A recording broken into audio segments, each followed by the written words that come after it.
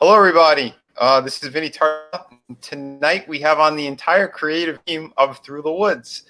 We have Frankie Mello. You know him as the Rose Nose.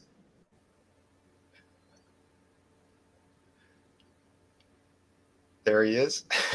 We got Red Gaze. What's up? What's up? Hey, buddy. Yeah, creator Unsworn. That's going to be coming out very soon. You're going to be on that one. And we have Lola. Hola. Hello. Hola, Lola. So yeah, I think some people will start to trickle in. So because this was a complete surprise stream. So yeah, anyone who's watching this on the replay, yeah, we just decided it's gonna go live. So yeah, I didn't do any promo cards or nothing. But yeah, so as they come in, we'll go over stuff. But we're gonna be talking about Through the Woods as well, since share this. It's nice to finally meet you, Vin. Nice to meet you too. Yeah, our campaign, we got 29 hours left on it. We did hit our last major stretch goal. So we hit the 25K, which unlocks the Kelsey Shannon cover, well, the ash can that has Kelsey Shannon's artwork on it. And we're going to have other CG artists that are going to be in this book as well. Sim Portier, Canales, Joe Ball, passion for drawing. So yeah, this is going to be a good one. So, oh my God, yeah, we got K-Log in the house. What's up, K-Log? We were just talking about you. I like that guy. He's cool. He's awesome. We also have El Gargoyle. That's right. El Gargoyle. Hail El Gargoyle. El Gargoyle. He's great. Yeah. Oh, if K-Log, if you want to come in too, just let us know. I can drop you a link, or Red, anyone who has it, you guys can do it. Yeah, sure. I have to click off of the social distancing I was checking out though. Get the green frog in here. Yeah, we want the frog in here. Hi ho, Kermit the Frog here. Oh shit. I forgot what his handle is on Twitter. I got him. Don't worry. Got him? All right.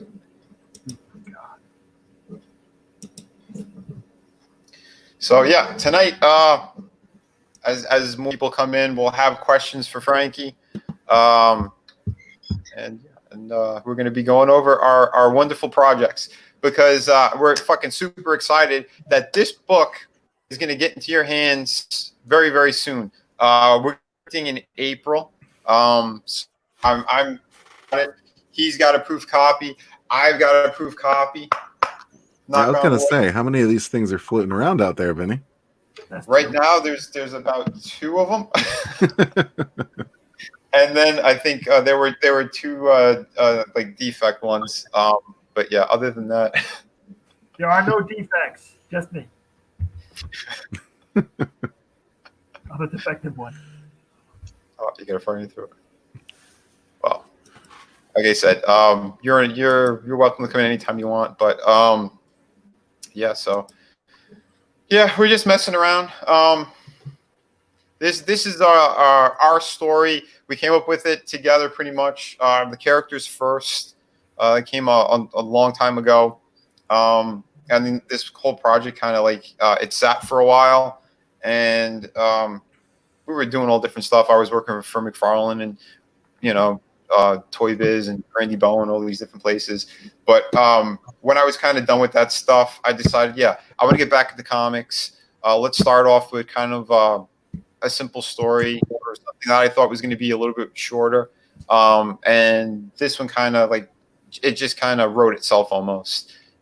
Sat down with kind of like a breakdown of it, sent it over to Frankie, the first draft. That dude loved it, but he's the one who said, what if we change it from all horror and put a little more suspense, focus a little more on the ghost elements? I liked it. He did a rewrite of it. And then, yeah, we brainstormed issue 2 and 3, and he wrote out the whole thing. So yeah, Frank, if you want to say anything about that, go for it. Did you ever let them know the original title when I first came up with the concept of it? No. Well, it was just going to be like the classic '90s title, it was just like Lulu and the Lumberjack. That was, and I walked out the room and he's like, "Wait a minute, that sounds pretty good." And he's like, "Let me jot that down." And he started sketching up some stuff. And I'm like, "Yeah, okay, I'm on board." But I was just like, just came out of my mouth. And he's like, "Wait a minute, that sounds pretty interesting. Lulu and the Lumberjack." It just came out of my mouth. I really didn't think about anything. But it's a good thing it was jotted down, because I remembered the names and kind of like our original concept of kind of what we bounced ideas around about. Yeah. But yeah, it helped flesh this out a bit. For me as a kid, I remember being in elementary school. I remember I saw this cover in the library, in the school library. I saw these big boots and his big axe. Like the guy was so immense he wasn't on the cover, and I saw a blue ox. It's like Paul Bunyan. So maybe it was in the back of my head to do a cool story with a lumberjack, because it was always in there. I read, I took the book out, I read it, it was pretty cool. So I wanted to do a cool lumberjack story eventually, because every time I see a lumberjack somewhere, it's always made fun of in a cartoon or a book or something, and he's always French Canadian. And I'm like, there's nothing wrong with that. But, I've never seen a serious story with a lumberjack in it. Right. So I wanted to, call it my own. But yeah. So I mean, like I said, it kind of came together, and yeah, we started working on it. Yeah, the work that went into this was just a tremendous amount. A lot of back and forth as well at certain parts of the story, like what we were gonna.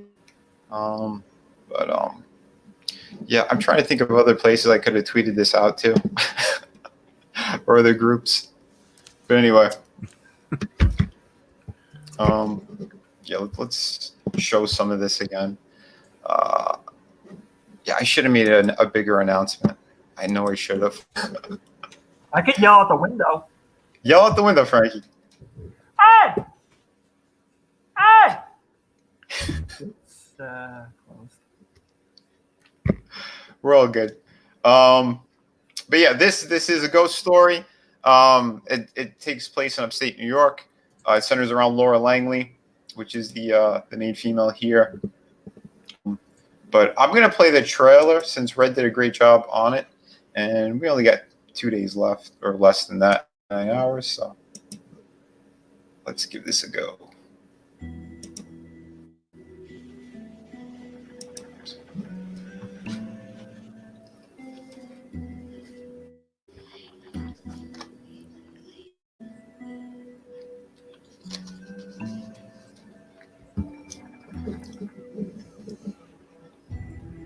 From Frankie and Vinnieart comes Through the Woods, the collected edition.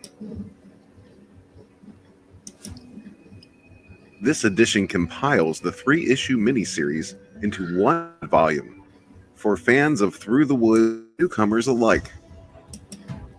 Written by Frankie and fully illustrated and assembled by Vinnieart, Through the Woods is an esoteric ghost story that will leave haunted yet fulfilled.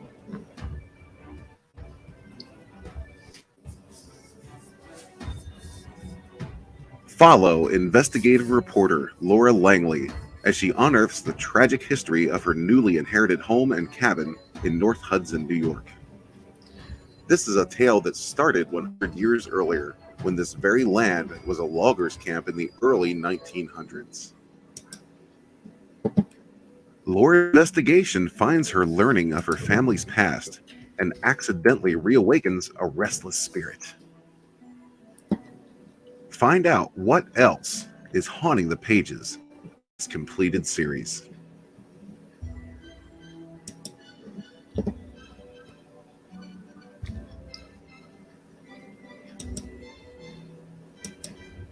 If you missed the first campaign, this is the perfect chance to get your hands on this epic ghost story.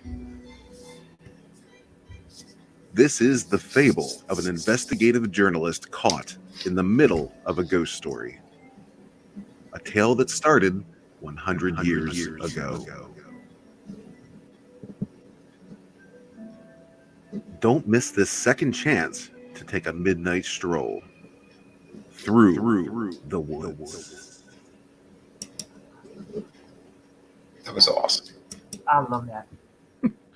Oh, Could you imagine if I did the promo for that? Hey guys, there's a chick and there's a ghost, and with this New York accent, I cannot do a voiceover. No way. No way.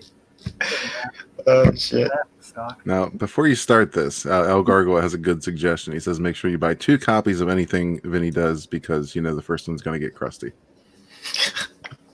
Thanks, El Gargoyle. That's a true fan right there. Oh, shit.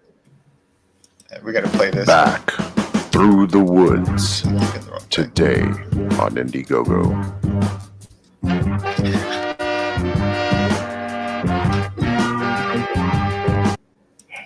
One more time. Back through the woods today on Indiegogo. Because once is never enough. Oh, shit, man. Never enough. Lordy. I got to pull up your campaign as well.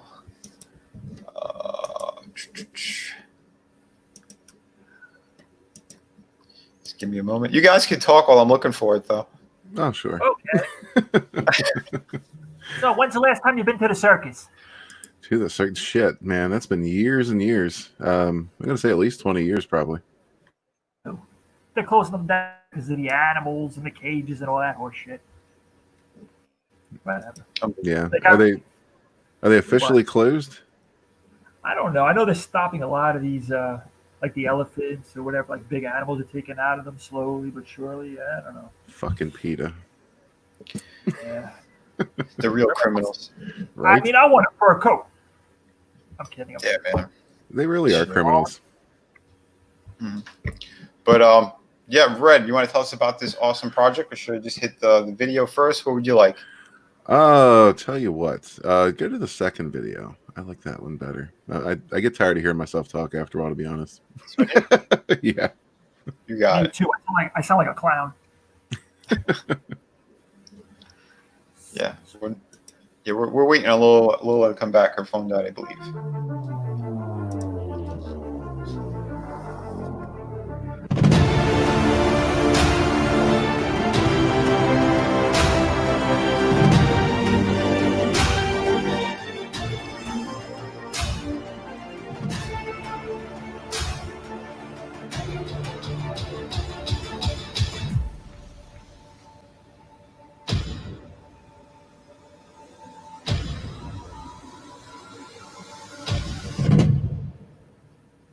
Hell yeah, man.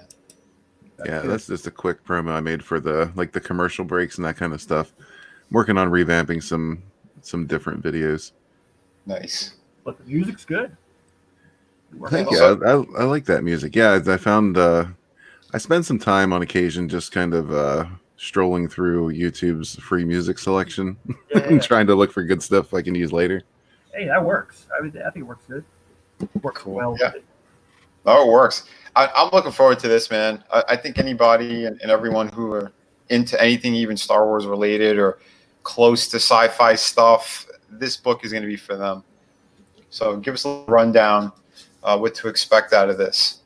Yeah, man, that's what I tried to do. I mean, you've probably heard me say before, the catalyst for this was, in fact, The Last Jedi. You know, that was the last straw for me. Mm-hmm. And you know, I've been writing for a while, but never too seriously.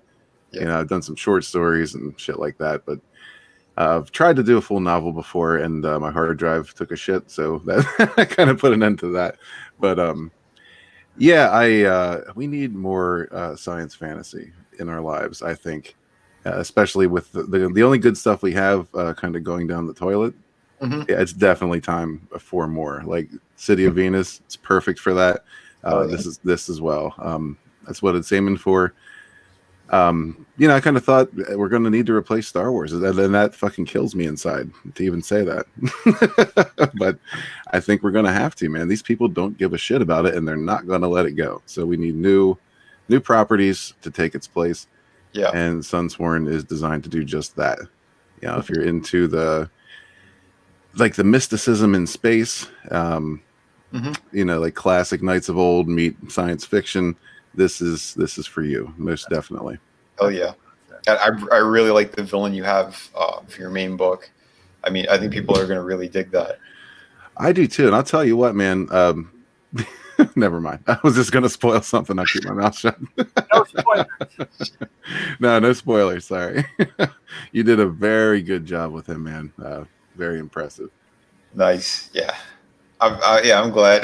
But again, yeah, I know you want to do a big announcement later on, so we won't say too much about that. But yeah, I think people are be very, very, very happy with this for multiple reasons. And I think the art campaign that you're going to do on this is really a fucking cool idea. Yeah, I always think that's cool. Like, I prefer books. I'm always like into sci-fi and fantasy. Those are my two go-tos when I'm going for a novel, something to read. It's Right. almost always something from one of those two genres, and especially in the fantasy books, you know, they usually have the map in the front of the book. It kind of gives you a Mhm. feel for the territory and where the characters are traveling throughout. And I wanted to do that, something along those lines, you know, on a galactic level. So there's going to be like a galaxy map, and that got me thinking, well, why not throw in some concept art? You know, I mean, I love Comicsgate. I love comics, and I know a bunch of very talented artists. So, you know, why not throw them some work and Oh yeah.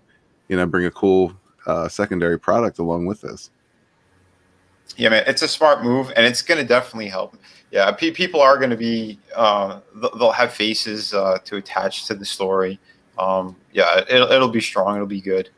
But I want to say hello to Peter. Hey, Peter. Tonight we do have on our guest, Frankie, the Red Nose. He's the writer of Through the Woods. Everyone was asking for him, so he's here. We were only doing like a quick little test stream in private, and we just said, let's just hit the button. Who cares? So that's why there was no giant announcements. But again, we're on our last 29 hours of this campaign, and we're trying to do something really fucking cool. So hold on. Right here. Definitely, and I would say you've already done something really fucking cool. You're just trying to go even cooler. Yeah, man. Absolutely. Cool. Let me go back to this. Yeah, because what you guys, this book happened because of the fans. I wasn't going to do this campaign again. I feel like an asshole. I don't have one to hold up. Damn it. We gotta get you one. Yeah, but like I said, this campaign wasn't going to happen. It's because everyone was asking me about it. Since City of Venus was doing really well, people going back and picking up some other of my, you know, the art books and stuff. They said, "What's this Through the Woods? Can I get my hands on it?" They saw that it was the closed campaign, because my very first campaign that I ran on Indiegogo was Through the Woods. I had no fan base whatsoever then. I wasn't doing any streaming, nothing along those lines. So I said, yeah, eventually I want to re-release this, but I didn't know when. And everybody just kept asking me. So I said, fuck it, I'll do it now. This is my 5th campaign. Last year I had 7 books out. I fulfilled all of those. So I said, yeah, I think this will be good while I'm working on another project. So I said, yeah, I'm going to launch this one. And yeah, we hit the stretch goals very quickly. Hardcover wasn't even going to happen. I just said, you know, if this campaign does like, I don't know, 10 grand or something, that'd be pretty cool. Maybe like around 12 or so, we'll do hardcover. And we did that within a week. So I want to thank everybody who purchased this. You guys rock. And again, this thing is oversized. You know, let me do the old comparison. So the layout. Yeah. So yeah, this thing, it's a very big book. I wanted it to be that much bigger as well, so you could see all the clarity in it, all the artwork, everything that we put into this. Because this book was a labor of love. Yeah, you can see these nice, big, beautiful, clear pages, and this book is well worth it. I mean, Frankie, tell them how cool this is and how much fun we had working on it. I love it. I mean, I've read it numerous times. I mean, I like it. I really do. I mean, to put suspense in there, to put the ghost element in there, because I've seen horror books, and it can be gore from page to page. I mean, yeah, some people dig it, but it's paced nice. I think you get a nice. The finale of it's pretty. It gets that horror element. It builds up to it though. It's not just from beginning to end. It's good though. Yeah. And that is right. I mean, we do have a very strong ending on this. I think it's very satisfying. The story itself, we paced it out really nicely. The people who did get this on the first go around, people like Professor Geek, absolutely loved it, praised it a lot for what we have too. I mean, 3 books from the get go. That was pretty ambitious. I think for anyone's campaigns. Normally people would do one at a time, but I did 3 floppies right out of the gate. I did them as floppies because I know a lot of people wanted that kind of collector's feel, or they wanted to put it into like the CG seed and all that. They wanted to get them graded. So I kind of just went with that anyway. And in the beginning of this campaign, on the first day, I had a couple of sets left. I had about 15 sets left, and those disappeared immediately. So people still wanted the originals. Yeah, so like I said, the only way to get this book now is this hardcover edition, which is extra special. I haven't seen too many people do hardcover. So yeah, I'm very proud of this and everything that went into it.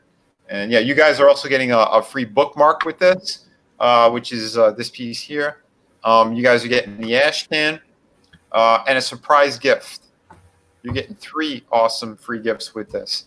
And again, the cutoff is the 19th. So we have about 29 hours left. So get the word out. Whoever's watching this on a re-air or whatnot, if it's tonight or tomorrow, whatever, try to retweet it, get it out on Facebook, social media, whatever. Let people know about it, because once the 19th is done, so is the ash can. The chance to get an ash can will be gone. So at the moment, we have 460 something people who are going to get it, and other than that, nobody else. So yeah, so that's it. 1 day left. That's right. So yeah, here's the bookmark you guys are gonna get. I'm stoked about it. I'm really looking forward to getting this out.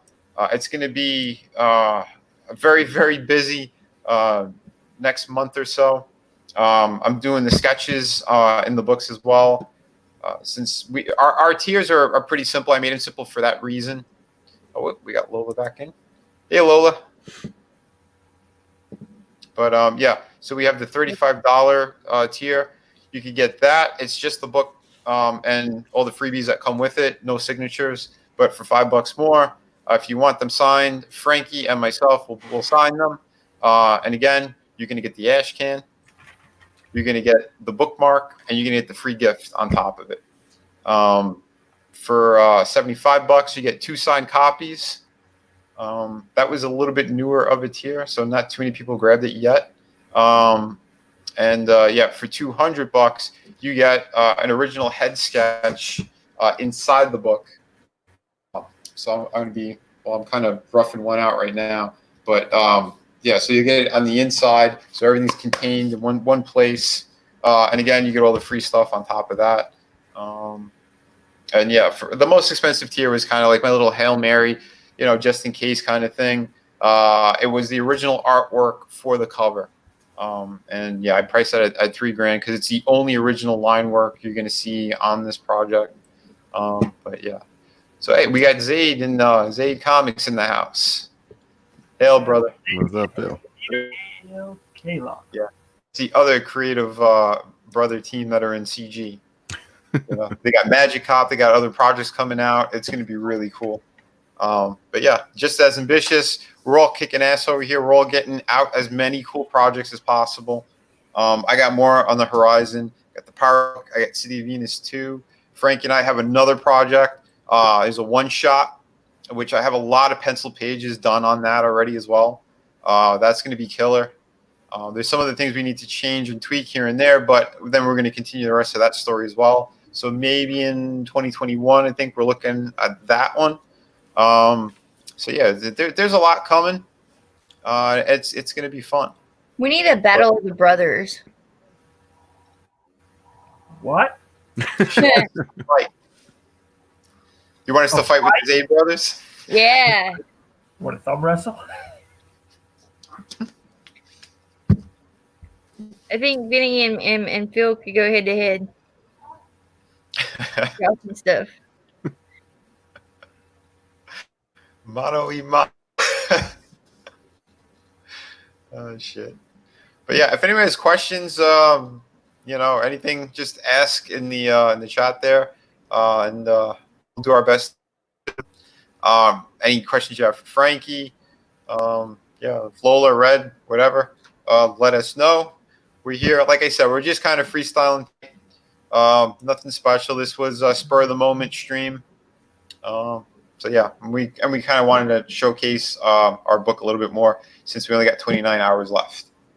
So yeah, and we broke 25K. I'm here. Yeah, we got another backer. Awesome. Hey. Nice. That's great. Oh yeah, that'd be great if we could hit 26 tonight. But yeah, we're looking to keep getting the numbers up because that's going to help a lot with this. These are very expensive books to begin with. That's why a lot of people said, set your goals higher, or if you do hardcover, wait until you get really, really huge numbers. But I crunched some of the numbers, and it's doable. I'm not making a big profit at all. This is strictly for the fans because you guys have been fans. So I want to give you something really special, really awesome project to put on your shelf, a book to read over and over. And yeah, I think you guys are going to be very pleasantly pleased with this. And it is kind of remastered as well. I tweaked up some drawings. We did more of a professional editing job on the overall book. Some minor tweaks here and there to the story, but it just so it flows easier and nicer. So yeah, that's going to be a good thing. Yeah, we got a question from. There we go. Cool. Yeah. Even looking forward to Through the Woods. A question for you guys: how long did it take to create the story creation process between you two? You got this, or I got this. Well, we could do both. So like I said earlier, I did come up with the first draft of this, sent it over to my brother, and pretty much what was it, like in a day? Not even a day. You came up with like. Yeah, I mean, it was a concept, and then it was kind of like we put it away for a while because you got work, you move, and then we kind of, you did the first draft, and then brought it to me, and then once the wheels started turning, it went pretty quickly. Yeah. I hope that answers your question. Yeah, it really did. The story itself came together pretty quickly. Yeah. The artwork was taking longer because I had to keep taking on different jobs. Got to pay the bills and stuff, but. I was doing a lot of freelance work all over the place, and then even during, I think it was between issues 2 and 3. I know I was working on Through the Woods and City of Venus at the same time at one point, which is kind of bonkers. But sometimes I need that, almost like the too much work gets me working even quicker. I don't know. I'm weird like that sometimes. But yeah, K-Log asks, are there titties?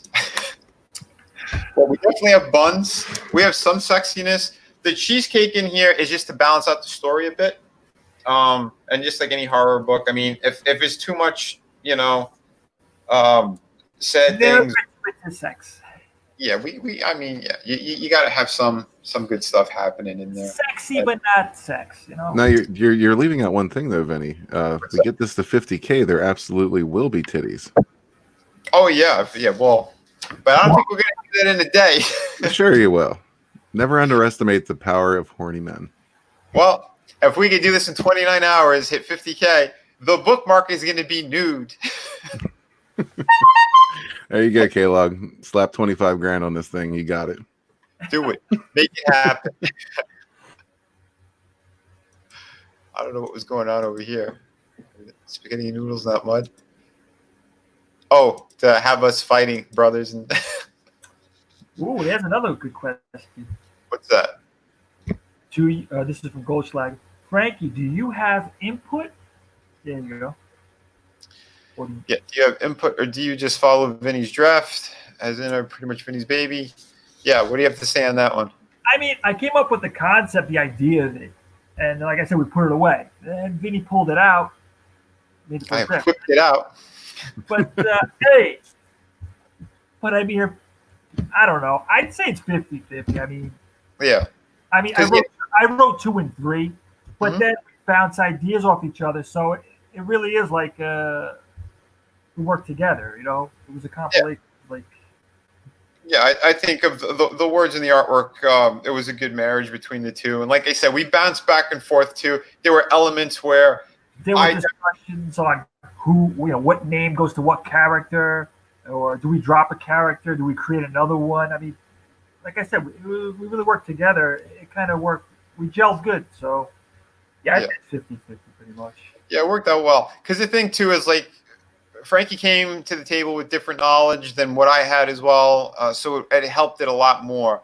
Like because I even saw like a special on lumberjacks and a little bit more like how they lived and how brutal some of that stuff was between the weather, the isolation.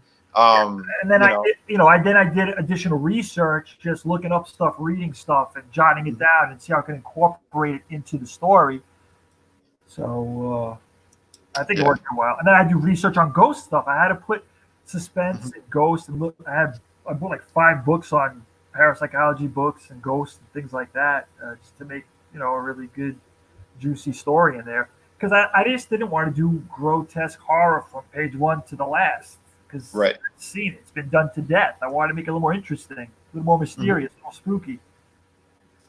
Yeah, and I think we did a good job at that. I mean, pretty much like in the middle of the book, which was issue 2, Laura goes to a library to do a little bit more research and stuff, and basically it's kind of what Frankie did. So picture Frankie in those shorts when you read that section. But yeah, there is action from the beginning to the end. I mean, it's a roller coaster. It goes up and down. That's why it's paced nice. Mhm. Thankfully, Yeah. I've already read that part. Comment on this.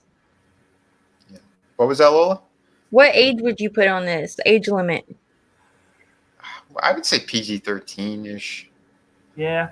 I mean, because when the violence that does happen in the book, I mean, I've seen worse in the pages of Spawn.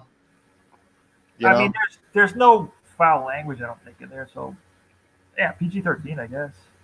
But Yeah. I mean, adults would like it. I mean, I think any age would like it because it's got spooky factor. I mean, there is violence in it, so Yeah, there definitely is violence in it. Yeah, because the tragic event that happens on the loggers camp 100 years earlier.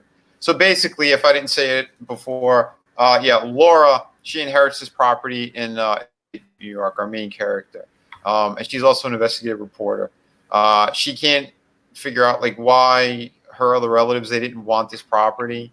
There's some rumors of hauntings or whatnot, but to her it was kind of silly because this is a lot of land. It's a big home. There's another cabin on the property. But yeah, she finds out that there were some tragic events that happened, and we're going to be seeing that. And going back for a second too on the creative process, where we did have some words back and forth a little bit, was about there's a section in the book where I take it into sepia, but it's such a pivotal part to the story that I wanted to go from sepia and slowly go into color to kind of like almost like you're looking at an old photograph and you get pulled into it, right? Because the story's so rich and what's going on is really, getting your attention. And I know Frankie was like, I don't know if that's such a great idea. Like, should we just do one or the other? It's how they've done it in comics already. And I think it was about trying to do something different. Storytelling elements should have a little bit more, raise that bar. Because why should we do the cookie cutter recipe all the time? I don't think we have to do that since we are doing our own thing. There's no one else to tell us, change this, do that. We get to tell a story that we want to tell that we think is going to be very interesting to read, fun, and yeah, it has something good. So, but yeah. yeah, I let Vinny do the art directing for the whole thing. I mean, I'm like, hey, let me do the writing and if you think it's good, let's go give it a shot. Cool. Hell yeah. So yeah, it was pretty good. And I don't know. Oh, what else? I mean, I've been talking about this campaign for 60 days straight. I've done it in the last year around this time for 60 days straight. I feel like I've been beating a dead horse. No, I like what you're saying about not going like full gore with it. Like I like gore as much as the next guy, right? But Yeah. you know, I see movies like Saw. I don't really give a fuck about that. Yeah, You know, it's just too much. The whole thing is just shock value. yeah, torture porn is a little ridiculous. Yeah, I don't care for it. I like slasher movies, but I especially like slasher movies that have a psychological element to them as well. Mhm. Yeah, like a build up is nice to it before the actual, you know. Right. Yes, Yeah. exactly. It's just like climax. Okay. Climax. You're gonna have a good one when you read this book. So be sure to back it. It's hard. It's big, almost 9 by 12 inches. I didn't write that. That's what they all say. Lola liked the size of this when I talked about it the first time, right, Lola? Yep. She said it's the perfect size. Yes, I did. Damn, 9 by 12? Jesus Christ. I feel sorry for you. You don't have to feel sorry. You can be extra happy when you buy one for yourself. Well, I did already, Vinny. I'm saying for everybody. Come on, it's the pitch part of it. Oh, right. Yeah, buy it, or you're an asshole. Right. Well, Fred said that. I did. But hell yeah, like I said, you're going to get a 20-page ash can. The cutoff on that is tomorrow. So the 19th is it. After that, by the 20th, if you go, I want to back the ash can, you're shit out of luck. So get it before the 19th or on the 19th, because that's my cutoff for it. I didn't even know what an ash can was. I thought it was an ashtray. I'm like, you're giving them an ashtray? A can for your ash? Like what? Well, it could be like those old school McDonald's ashtrays where they're just basically aluminum foil. That can't cost much. Yeah. Hey, Frankie, What? will you be writing What? more? What? Of what? More comics. Yeah, I got projects written. I even wrote a script. And I'm thinking of writing this a script just in case. Convert this story into an actual script. Yeah. But yeah, Yeah. I am writing other genres as well. I'm not just getting stuck to just horror or suspense. I'm writing other So, different- is your talents are they in script writing? No, but I gave it a shot, and I think I pulled up pretty good. I got examples like how to write it, what the terminology was for exterior shot, cut to, voiceover, and I got the terms down. I kind of figured it out. I learned as I was going, so I only wrote one. Mhm. So I have a copy written and everything. Yeah, and I got to say, I think he did an amazing job on it. I'm not saying it because he's my brother, because I'm picky when it comes to a lot of shit. Some of the different companies I work for, I've read a couple of scripts when I was doing storyboarding. And I think Frankie is definitely on par or even surpasses a lot of the stuff that's out there. So he does skills to do this, and that story is fucking killer. I can't wait till we get to the point to tell that as well. But like I said, Mela Art World, our company, I named it that for a reason because it is a world of different stuff, a little bit of everything for everyone. The people who have been backing and supporting me from the beginning, they know they've had a horror book so far. They've had a sci-fi book. They've had a children's, 2 art books. There's a lot that we're doing, and we're going to keep jumping genres too, just to keep it fresh. But like the ones that are kind of ongoing, you're going to see more of those as well. City of Venus 2 is happening. It's in fact, let me pull that one up as well, because this is also it's in demand. You have an exclusive with this, which is my art book, and these things are ready to go. By the way, I've been moving them, selling them, doing a good job. Fans have been getting them; they're very happy with them. That's why I keep getting more requests. When's number 2 happening? And it's gonna happen. Like I said, more towards the end of the year. I do have a really cool outline for it. And the continuation of the story. Like I said, there's a lot of in-depth stuff that I'm going to be getting into. You're going to see more action, obviously more of the hot female characters.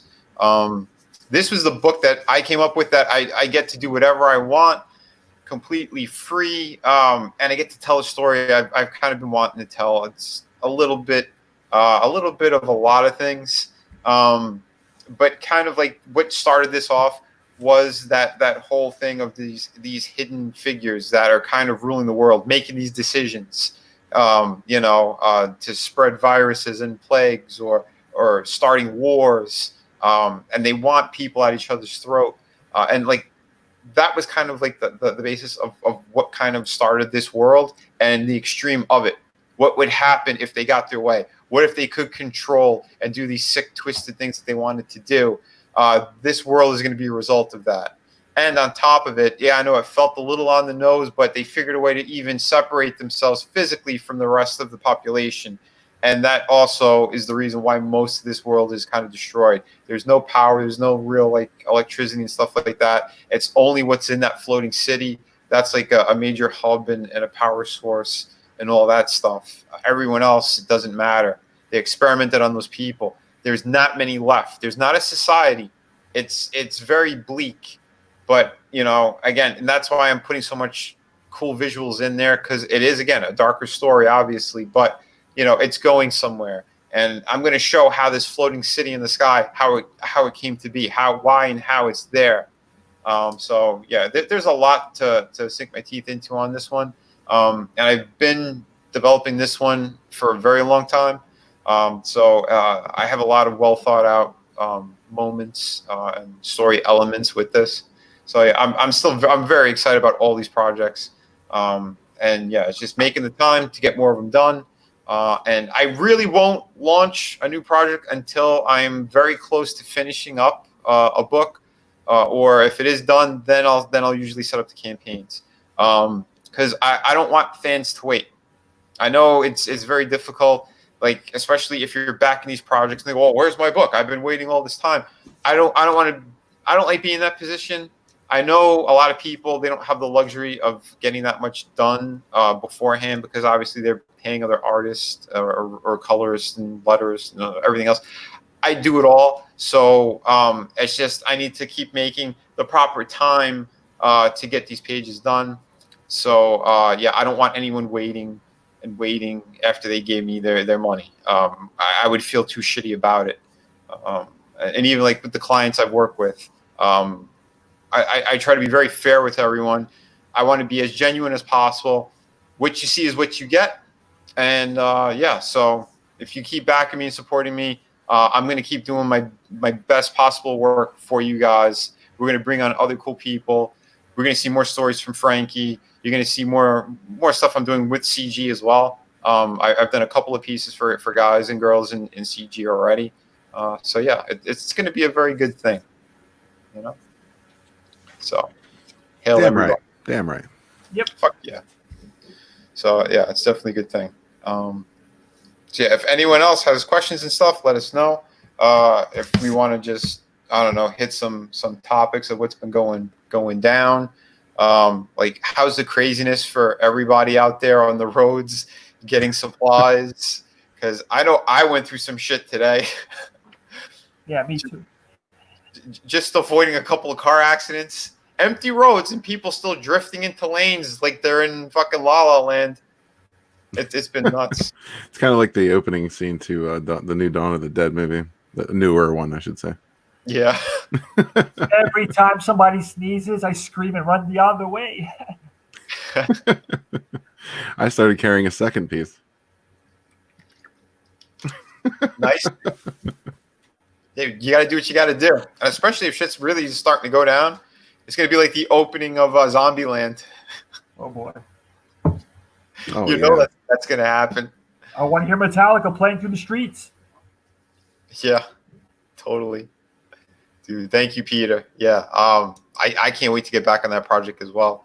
But yeah, what I have in store for you guys in the pirate book, oh, dude, I can't wait to show more of that. Yeah, and thanks to Ethan too. Like I got a couple of ideas for launch day on special covers and whatnot. So yeah. When are we gonna start talking about the pirate book? Again, let me fulfill this project. Yeah, this project.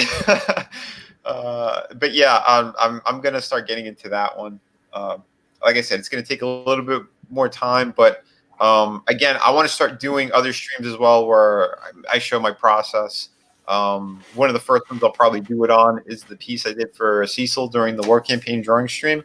I never finished that piece. What I did in those like 2.5 hours is where it's at. No, wait, no, I added glasses to him. That's the only other thing I did. But other than that, I haven't touched it again. So I think I want to finish it off on a live stream, which I think would be kind of cool if you guys still want to see me finishing it up. And, we could bullshit talk about other stuff. I'll have another guest too. So, it's not too boring. But, that's a great never piece. boring. Though. Never boring. Yeah. Well, when you have Cecil snorting blow off a hooker's ass, it's not boring at all. No, not at all. What? Tell like life story right there. Yeah. Encapsulated in one picture. Right? That's what I'm saying. When he does the cash grab, when the virus hits and everything gets closed down, now he's got all that money. He's gonna have some fun. I could see Cecil doing that. Yeah, man, he's got access to like private yachts and shit, so he'll be all right. Dude, that's amazing. So when are we gonna see more from Frankie? Well, I did mention that project. There is another one we have in the works, which I don't know how much he wants. Hey, Vin, I want people to know about, well, at least for writers, if you're going to work with an artist, it's good to communicate and clear the air, like what's good for them as well. Because if you remember the first Through the Woods, how did I write it? All blocks in notebook pages. I rewrote the thing 1,000,000 times. And I remember going, what's this and what's that? And hold on. And I mean, it was easier, I think, when I wrote it in a script form. Like, it was a learning process, the first issue. It really was. So I want people to know the beginning was a little back and forth, a little butting of heads. But once we figured it out, it rolled smooth with issue 2 and 3. Yeah. And I made it easier for you by breaking it down better because, like I said, we were learning it. It was the first project. So I want, writers to know, talk to your artists, like what works good for them. Maybe they like block format. Maybe they like script. Maybe they like it different or just pages and pages. I don't know.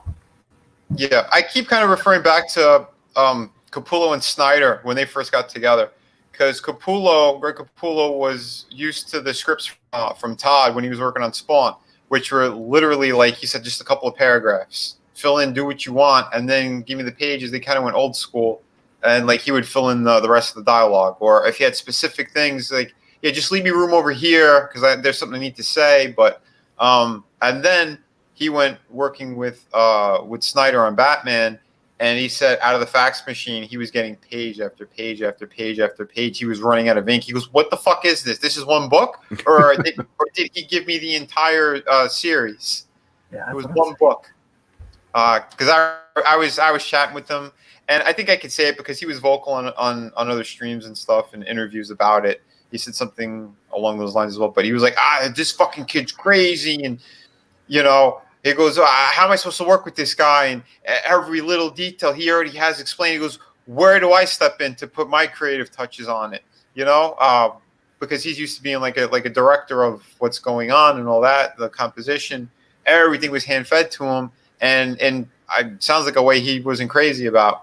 But they had a back and forth, and then over time they really worked out a good system because of that communication, proper communication.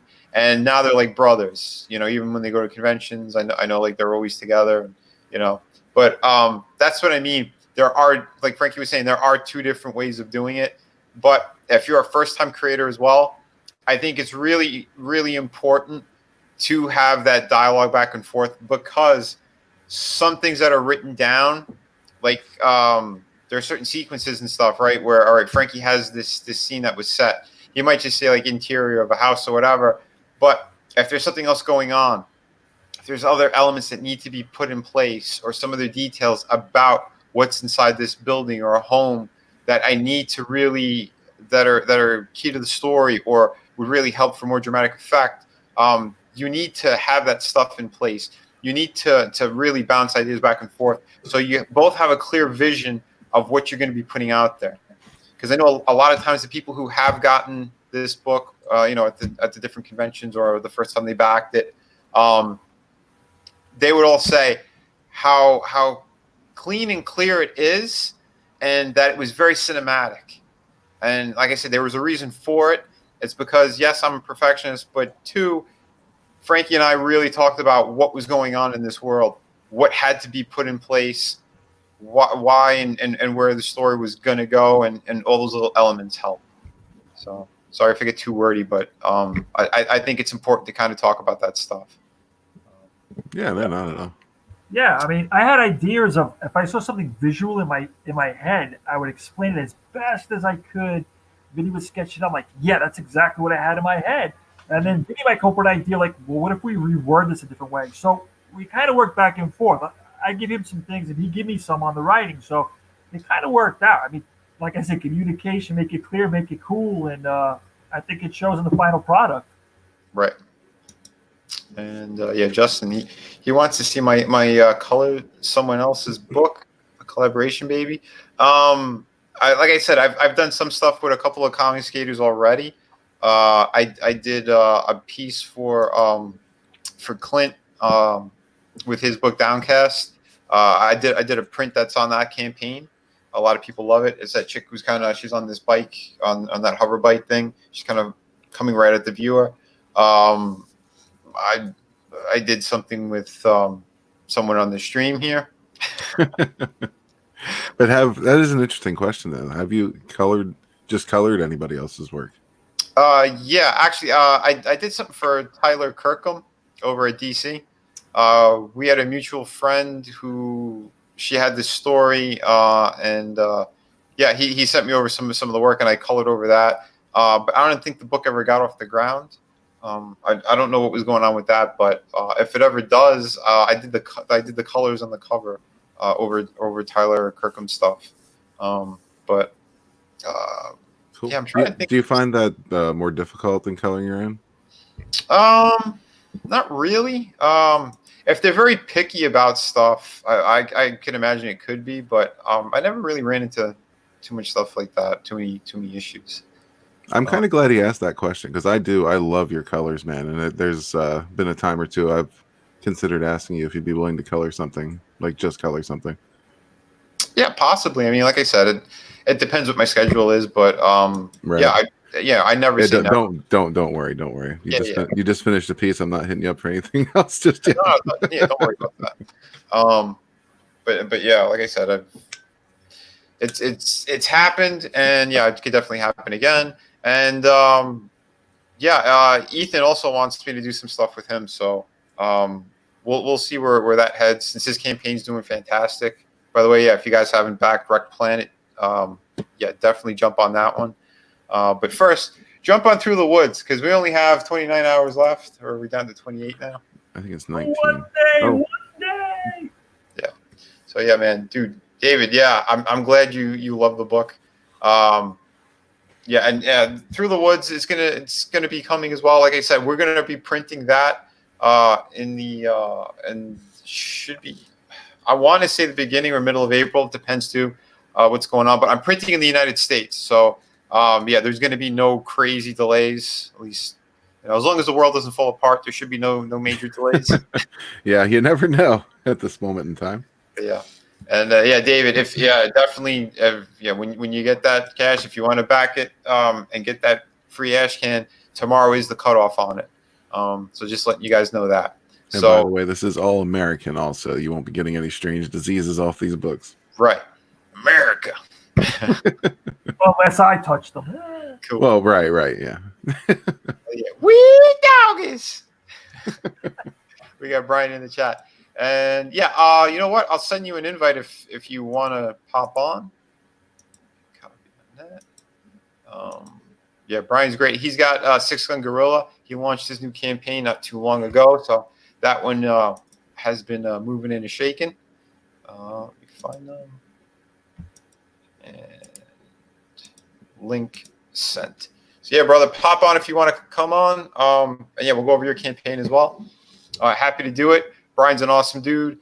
And again, I love talking about these campaigns. I love talking about these projects. As long as you're a cool person and you really want to be pushing and helping others as well, our whole thing is like the mainstream has turned to shit. You've seen what Marvel has done recently with their new Warriors.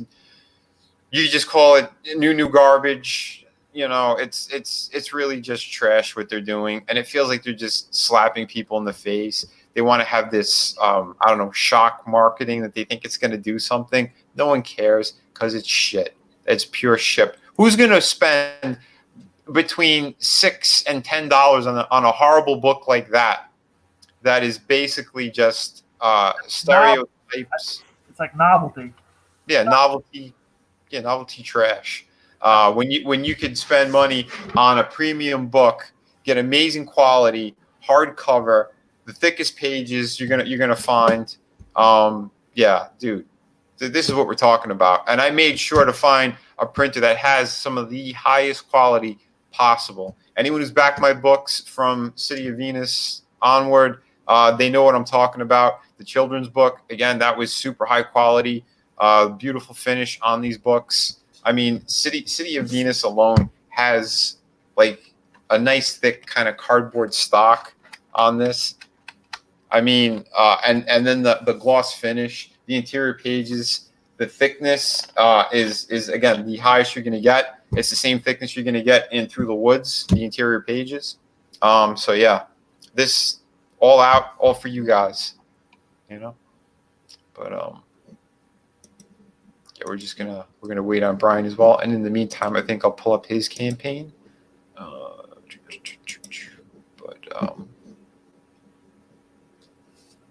here it is. Six Gun Gorilla. Yeah. Oh, here we are. Perfect timing, my friend. Hell yeah, Vinny. What's up, man? Yeah, we decided to do just an impromptu. We're just gonna jump into it, stream. With it. Yeah, man. I mean, that's how we kind of been rolling. And since I'm on my last 2 days of my campaign, I said, fuck it. I took a quick look on YouTube. Nobody else was really on. As I said, yeah, let's do this. I've noticed that there have been a lot of coronavirus streams, which is to say, like, everybody's like bunkered down. So it's like, well, why isn't there a stream going like always? Do you know what I'm saying? So yeah, by all means, that's great that you're taking advantage of this. And also, what 24 hours left to get through the woods. 29, it looks like. Yeah. Folks, if you snooze, you lose. I always say that. I'm so psyched to be getting this book. I'm so psyched to be getting it in hardcover. How awesome is that? Dude, that's what I'm saying, man. Like I said, this is for everybody. This wasn't for me. This is for everybody. Because I could have done a soft cover and taken more money for myself. I'm not doing that. I'm spending almost everything on this campaign. So, like I said, you guys, this is for you because you've treated me so well. You welcome me so much. You've been backing my projects. And yeah, this is my big thank you. You're awesome, Vinny, and you are not just the boner king, you are the fulfillment king. That's right. Right? I mean, like, how many projects? Just last year was 7, right? Yeah, 7 different books. Damn. 4 campaigns. This is my 5th campaign. Yeah, I've been hustling, and yeah, again, we got to get move. Yeah, we got to get this stuff out there. We got to keep pushing each other because that's really, really important. So yeah. Tell us about Six Gun Gorilla. Let everybody know because I want to see this campaign do even better. So would I. Yeah, so would I. I mean, I would. This had the potential to be like one of like the flagship Comicsgate books, and I mean, I'm lucky. Everybody like who's read it really likes it, and you know, as creative people, we all know that when you put your passion into something and you make the comic that you want to read, but you don't know if other people are going to want to read it. Mm-hmm. And you don't know if they're going to be passionate about it as passionate as you are. Oh, yeah. But I've been super duper lucky. People really love this book. And I don't say that to boast. I say that like with great humility and gratitude. Same here, man. And, but yeah, basically, if you missed the first campaign, you're completely screwed. I can't do anything for you. No, we got you back. you can buy the original trade paperback, Six Gun Gorilla, Long Days of Vengeance, which is issues 1 through 6. It's a 148-page graphic novel trade paperback. I sold 200 of the original. Those are all signed and numbered. That is the only printing I'm going to do for that. Those are going to be collector's items, hopefully sometime in the future. This time, I am re-releasing it with a variant cover by the great Kanan White. And if you buy, that's my man Wes's. Yep, that's 1 of 200, Vinny. 1 of 200. That's what I'm talking about, man. Yeah, I was happy to back this book. Brian's an awesome creator. He's a great storyteller. Nice. I think more people need to jump on this book because, you could get it. You could get this brand new thing, the brand new campaign, original. Well, like you said, new cover, but you get the first 6 issues. Yeah, the interior content's all the same. Mm-hmm, with the new single issue of issue 7. So I think that is an awesome deal. Yeah, well, I mean, if you can buy them separately, or if you buy them together, I knock $5 off the price. Mm-hmm. Which is definitely a beautiful thing, man. Because this project is just killer. Thanks, man. Thanks. Yeah, I'm excited that this story is going to be continuing. Again, I urge this is Boner King approved. Yeah, man, that's what I'm talking about. Yeah, so we're trying to get Brian on more streams as well because I think he's a really cool guy and he's interesting. Thanks, he's got a lot to say. Thanks, man. Oh man, I heard you guys talking before about the new Warriors. How is that not a parody? Gross. Dude, How is that not a parody? I'm waiting for because the writer is like the ultimate stereotypical soy boy. Mm-hmm. He's so low T. Oh yeah. There's no masculinity in that guy at all, right? None. Yeah. It's like Frankie told me because I couldn't listen to the whole video. He goes, the original New Mutants, New Warriors character, the one dude. He goes, his swords frightened him. Blades. Blades. I was like, The what? swords frightened him. Oh, he got. The swords hurt his feces. The swords. He got triggered and he had to go into his safe space. And while he was there, he goes, "That'd be a great name for a character." Oh, how is this not a parody? It's insane. It's a parody in itself, I think. Well, I mean, that's the crazy thing. And here's the beauty. I consider myself an expert on virtually nothing except horror movies and like really, really bad movies, like hysterically funny, right?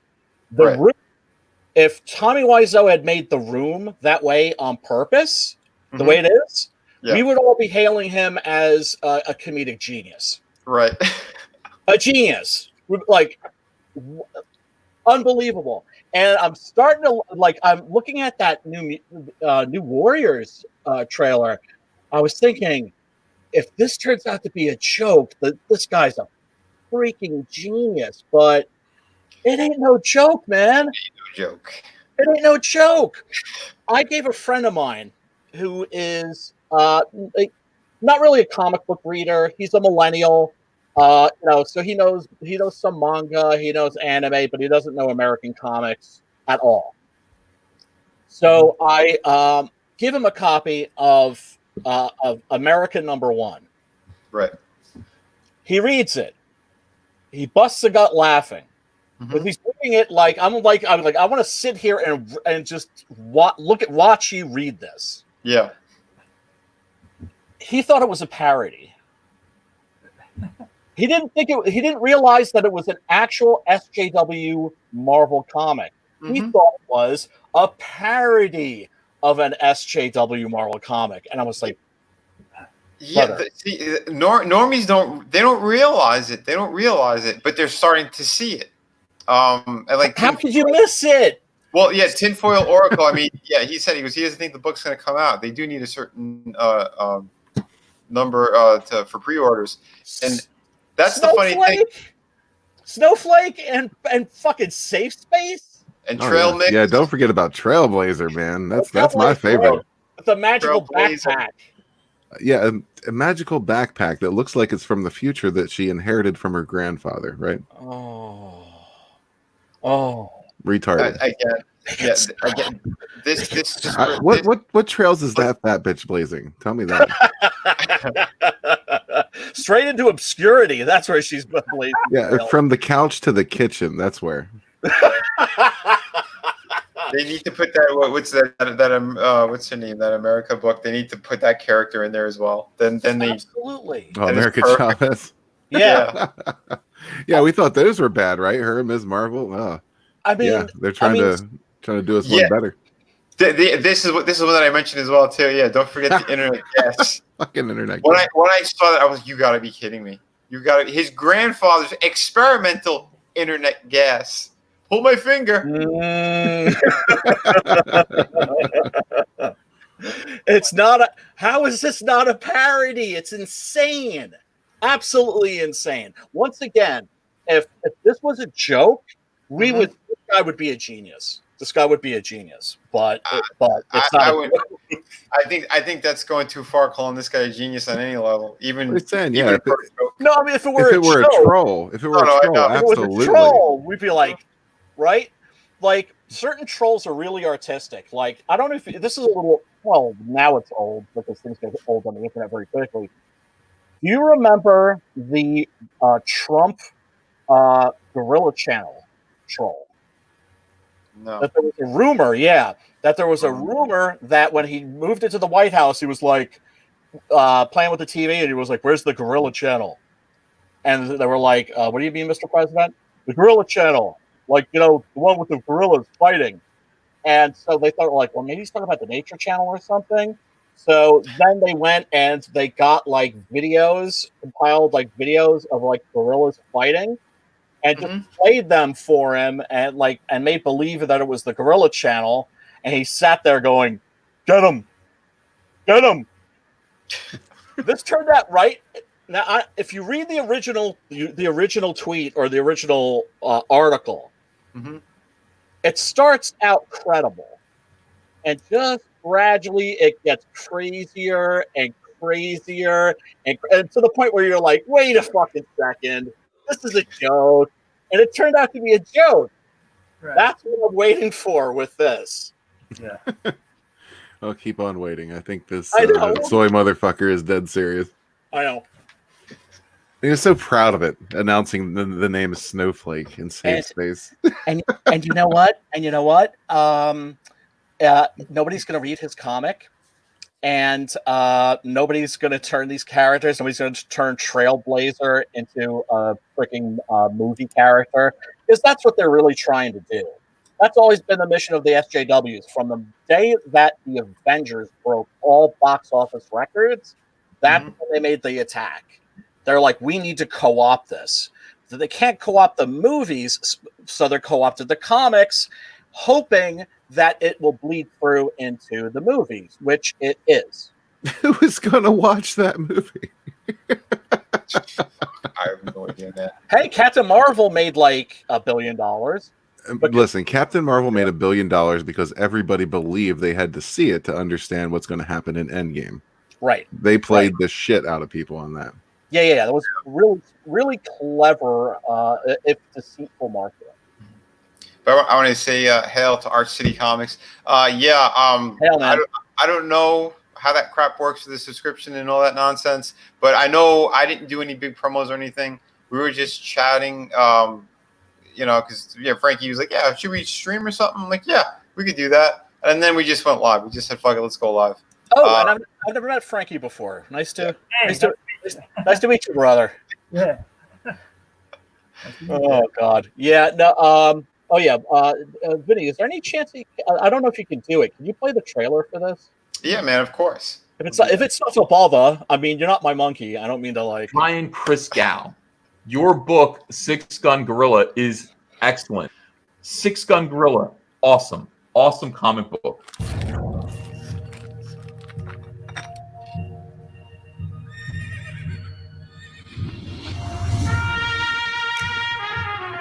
We've all heard the stories. We've all heard the legends. Wyatt Earp, Billy the Kid. But there's a secret history to the Old West. One that seems too strange to be true, but, well, we all know what they say about the truth.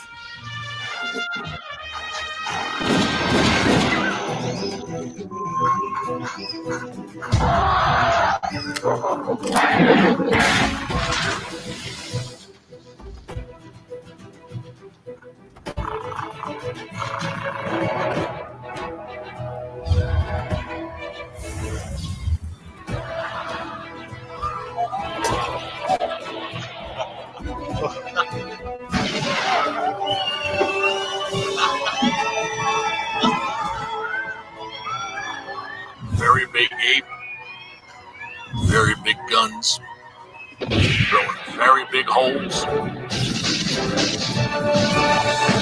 very bad people. I think the world is finally ready to hear the story of the strangest, the most startling Western hero of them all.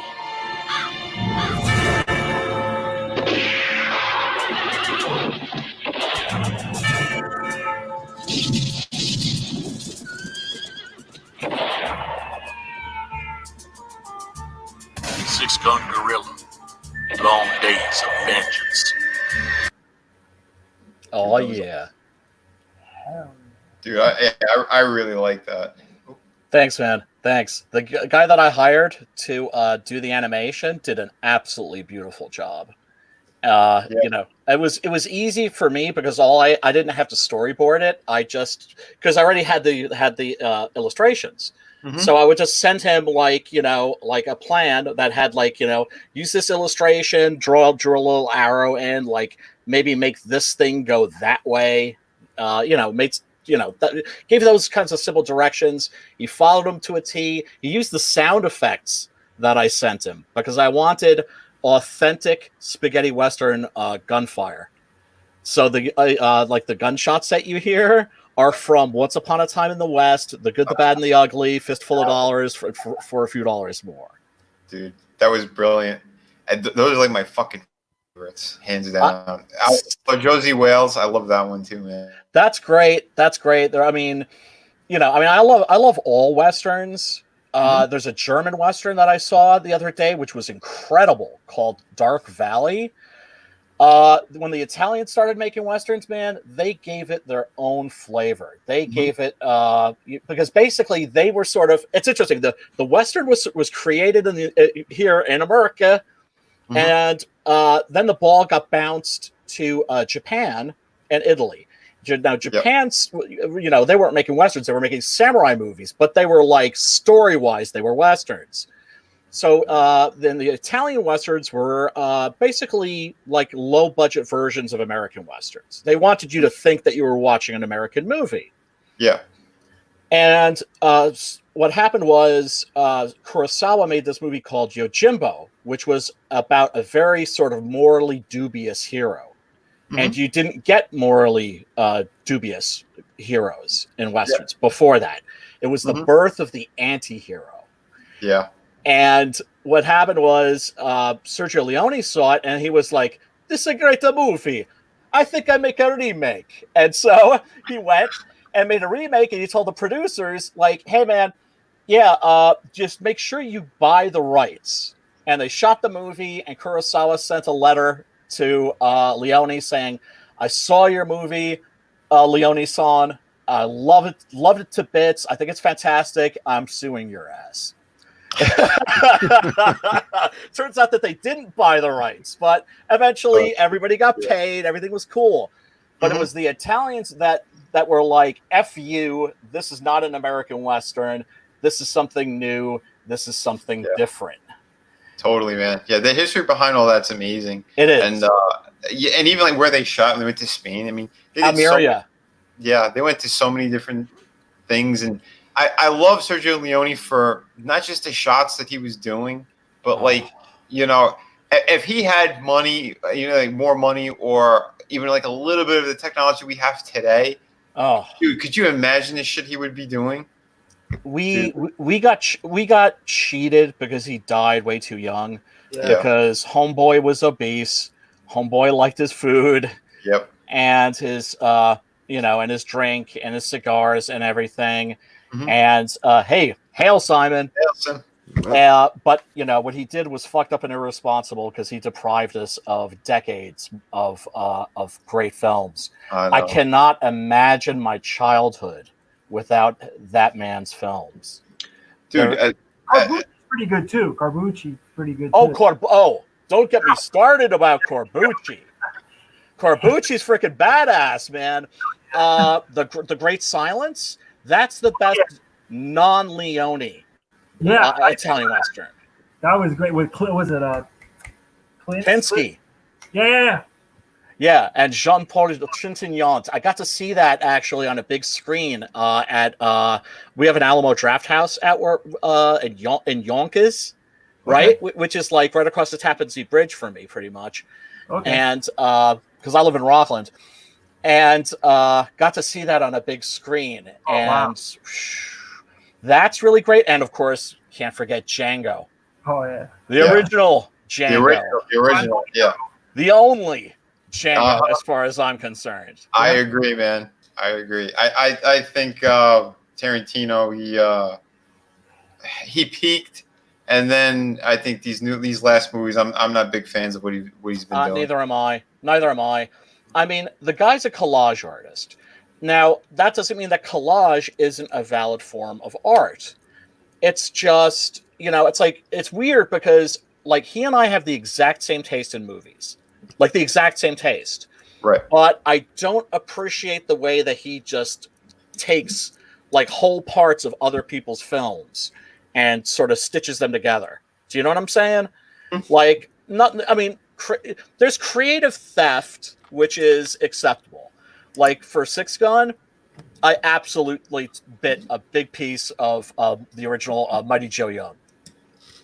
With the girl and the baby gorilla, I'll be the first one to admit that is completely, I'll fess up. And that's my problem with Tarantino also. He doesn't fess up. Because he relies on the fact that 99.9% of his audience hasn't seen the films that he is borrowing from. Mm-hmm. Yeah. And that's the sad fact of that's what he's done throughout his career. Like, you could give him that dialogue, but again, like you said, he picked pieces. Isn't Hateful Eight Cutthroat 9? Yeah, it looks like it. Dude, Cutthroat's 9? Yeah, I saw that too. I was like, "What the?" That was pretty bad too. Oh my god! It's. See, here's another interesting little piece of trivia. Yeah, now you got me like blabbing, and it's don't feel free to tell me to shut the hell up. What happened was you had in the Italian film industry, all the directors were workmen, which is to say, or journeymen, I should say, which is to say, Italian film industry was very much about trends, right? Like when they were making peplums, sword and sandal movies, like Hercules and that sort of a thing, and gladiator movies. That's like all they would make. And then that would burn out, and then they started making horror movies, great gothic horror films, some of the best ever made. And, then that stopped, and then they started making Westerns, and it was the same thing. So you had a lot of these directors that had previously been directing horror films, doing Westerns. That's why they went so over the top. And that's why there's like a handful of them. And God Said to Cain, Django, Django shoot, if you live, kill, or what? I know I'm mangling the title to that one, but it's it's one of those really long titles. Sartana, I think it was. Sartana. Yeah. First one is just unfortunately phoned in, but Sartana's an awesome character. A lot of the sequels I really enjoy, but they would direct some of these movies are directed like horror movies, and it gives them this uncanny atmosphere. And Cutthroat's 9 is one of those. It's like a splatter movie, and that is a cool thing. It's almost like that mix of genres like that in a way, but even like what they ended up doing and homages that they paid respect to so much was always cool. Like Once Upon a Time in the West, like that opening with those guys. It was supposed to be the good, the bad, and the ugly characters. Yes. Like that shit would have been so fucking cool. Oh, again, another great movie though. But here's the thing. Then it would be. I actually don't think that movie would have been as good because that scene would have lost all its menace. Do you know what I'm saying? Because what's so great is that and people who haven't seen it, the opening of Once Upon a Time in the West, often like Captain Lou Albano, often imitated, never duplicated, right? Because Leone, it's like 15 minutes of three guys waiting for a train, right? But he makes them the most riveting 15 minutes of guys sitting around waiting for a train that you could possibly even imagine. And yeah, I mean, when you see other filmmakers try to do this, like watch the opening of the Book of Eli, right? Okay. You see other filmmakers trying to do the same thing. It's like, oh, I get what you're doing. You're doing Leone. Here's the problem. You're not Leone. Stop. Don't even freaking try. Don't even freaking try. Oh, that reminds me. There was another movie, a little more recent, Mads Mikkelsen. He did a Western. I can't remember the name of it. On Netflix. Yeah, it's good. Yeah, that was really good too. Like, there's still room for that kind of thing, you know, and to be well done. Because from what I remember, that movie was awesome. It was. And like I said, this German Western I watched the other day called Dark Valley is awesome. And that's the thing. That's the real beauty of the Western is that it's so basic. It's so simple. It's so mythic that it's endless, fertile ground for writers and artists to farm from. When you do research into the history of the Old West, within 5-10 minutes, you realize you are not dealing with history. You're dealing with a legend. You're dealing with mythology.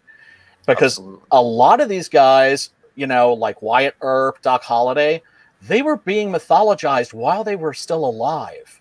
They were being mythologized as they were living their lives in dime novels and that sort of a thing.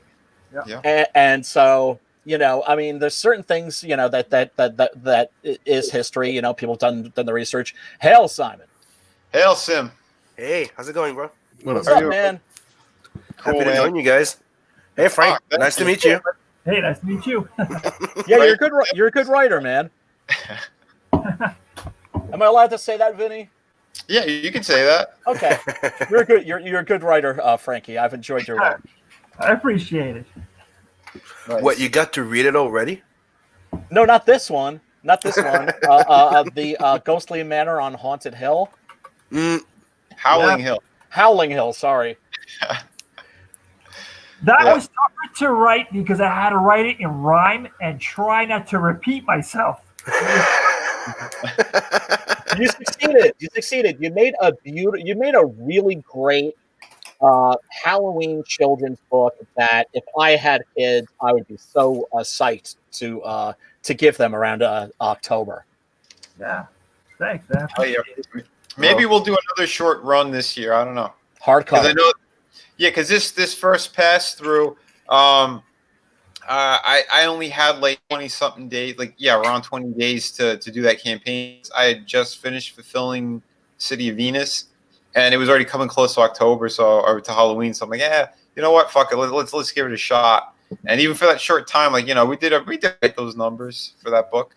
But yeah, I mean, again, it's something totally different, and I was well aware of that. So yeah, again. We need more like family friendly content in CG. There's this guy. Oh crap! Hey, fuck you, Brian. I agree. Hey man. Hey, look. Don't tell me what to do. My No, what I'm saying is we've Simon just the other day. I'm blanking on his name. Mark, the guy. Yeah. 6 a.m. 6 a.m. 6 a.m. Comics. Yeah. That guy's work is really it's beautiful. Yep. It's whimsical, it's heartfelt. Vinny, you gotta have this guy on. He just started. He was on his first ever live stream with me, Simon, and True. Mm-hmm. And you remember him, Vinny, right? He's the guy that did all our characters in that big poster there. Yeah, he had done Jess from my character from City of Venus recently. I was on a stream with him as well a couple months ago. And he is a good. Yeah, he's a good dude. And the sticker that I'm gonna give with my campaign now, instead of being what I was supposed to give, like the logo, it's gonna be his drawing of Vincent. Oh, that's awesome, man. I want to do that too. The one he did of Six Gun Gorillas. Yeah. Fuck yeah, and I want to go over Sim's campaign soon too. But Arch City, he wants to hear Frankie's Ray Romano impersonation. Okay, I got a request. Hey Robert, back this book. Everybody loves Boner King. Everybody loves Boner King. Everybody loves Boner King. What's not to love about Boner King? He spreads joy and love through the interwebs and into the real world. You know, exactly, man. That's what I'm talking about. I just wanted to get off topic just real quick and just ask, like, have you not shopped the Ghostly Manor on Howling Hill to like a children's book publisher? We sent it out a couple of times, and I'm well aware of how cutthroat they are. I've talked to other people. I talked to a guy who was doing some books for Rosie O'Donnell years ago, and he said it. He goes, "If you think comics is cutthroat, this industry."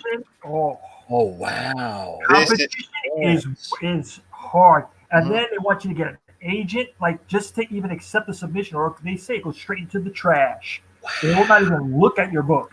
So it's like Hollywood. It's like it was screenplays. Yep. Because I see doctors and lawyers now that are retiring. They're writing kids' books, and celebrities get through, but the everyday guy, it is tough to get in there. Really tough. So it's kind of like the comic book industry was like, I don't know, like 10, 20 years ago, where it's like you had to be like an out of work screenwriter or something like that. Like you have to work in the movie industry. Something along those lines. Wow. Now all you need is hot tits. Sort of. Not even. I mean, I don't know. We'll see. Like nothing is completely dead on that end. I mean. And then they have, and then I've contacted a lot where they have windows. We're open for like X amount of time, and they want you to have an agent or whatever to send it. And then the window closes. Like just from February, we'll look at your book or whatever. Like it's weird. And they do not want creative teams. If you have a finished book, they don't want to look at it at all. They want to set up their own writers with their own artists. Yeah. Wow. I've never heard of anything that fucking crazy. They'll pair up people. Well, God forbid that the creative process should be organic. Yeah. It's fucking man. Dude, it's insane. Fucking insane. I sent that shit to Pixar. Yeah, right? And they sent it back to me. I know, I sent it to them. And I saw cheese doodle fingerprints on the first 5 pages. And then about a year or two later, then we see that was it that Transylvania? I almost shit myself. But what the? Did they pass my shit around Hollywood? It's what's known as what do they call it? It's bullshit. yeah. There you go. That fits. They said thank you. They said thank you. We have our own projects, but thank you for sending it in. Anyway, thank you for thinking about us. At least they wrote back. At least they wrote back. They didn't write back. That's a copy paste. It's just printer rejection letter. I know. Yeah. I'm just being a dick. You're being facetious. Yeah, Simon, dude. Blood Hunt looks freaking awesome. Yeah, thank you. You're ending it this month, right? Yep. At the end of the month, it's closing, and I'm starting to order starting to print and fulfillment in April. Beautiful, man. Unless my printer gets closed because of Corona, hopefully they won't. Hopefully not. Where are you printing? Do you know? Yeah, it's a small printer next to my house, so cool. Not that many trouble. So Yeah. You know, they don't have more than 200 employees, so right now I'm safe. Nice. Well, here's the thing, man. If they're closing shop, break in and work those printers by yourself. Will do. So yeah, seriously, with just to have like some hand sanitizer, just to like hose down all the instruments and shit. And if I get to that point, I'll tell you guys to send me your print files. Oh yeah. Oh yeah. Hell Like, yeah, Simon. it's the apocalypse. Let's make fucking books. Dude, I'm in Canada and I'm in fucking Montreal. I have all the big printers here. Quebecois, the other Transcontinental. We can take awesome. over. Hey, look, this is the most disappointing apocalypse ever. It's the apocalypse and there's no freaking zombies. Mm-hmm. Instead, Oh, they're coming. I hope so. I hope so. Because I'm ready for those bitches, man. I've got Viking swords, I've got katanas, I've got Saxon battle axes. Nice.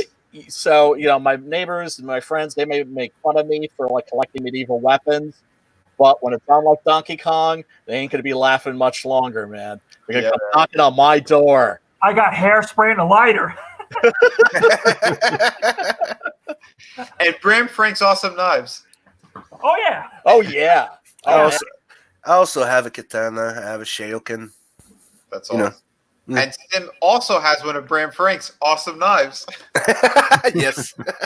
Oh, those are gorgeous, man. Actually, when I get pizzade, I wouldn't mind getting one of those. Those are really cool. That'd be cool. Yeah.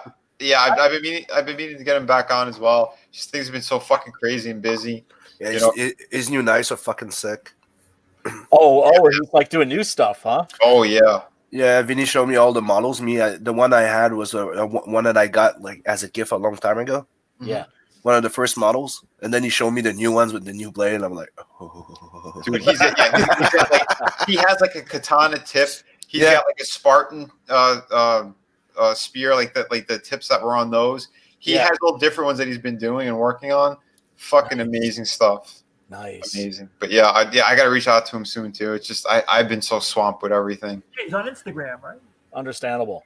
Yeah. He's on Instagram. He's on Twitter. If you check out the description for this video, his links are there as well, so you can check out his blades and help him out too. He's a great fucking guy. A lot of great stories. I think we did like a 3-hour video interview. So if you go back and you look at some of my other videos, find Grandmaster Bram Frank, and you're going to be delighted. That conversation was awesome. Yeah, that was cool. Interesting. I will definitely check that out. I'm gonna show you guys something. I got a little family heirloom here. It's like like an old family hunting knife that's been passed through generations. Mm-hmm. No shit. Hold on, I'll blow you up. Oh. That's a stag horn hilt, right? Mm-hmm. Wow. Nice. That's awesome. Oh, like, wow. Yeah, it's very old, and it's with the hilt, the metal hilt for hitting. Oh yeah. Now do us a favor and go. Did you first blood? You call this a knife? Nothing's over. Nothing. Just turn it off. Oh God! Oh hell yeah! Beautiful. It's something that's been passed from father to son, and my granddad gave it to me before he passed, and he's like, "Dude, there you go, it's yours now." Oh wow, that's beautiful. That's so yeah. I want to kill my first zombie with it. You gotta have some reach. You gotta have something that has some reach on it, though. Dude. I'm 5'8", 5'9", but I'm built. I'm big. That's right. They used to call me Wolverine in security. So I'll get to him. I'll jump in his head, bring him down, and stab him on the side of the head. Look. You survived Antifa. You can survive zombies. It's pretty much the same thing, isn't it? Yeah.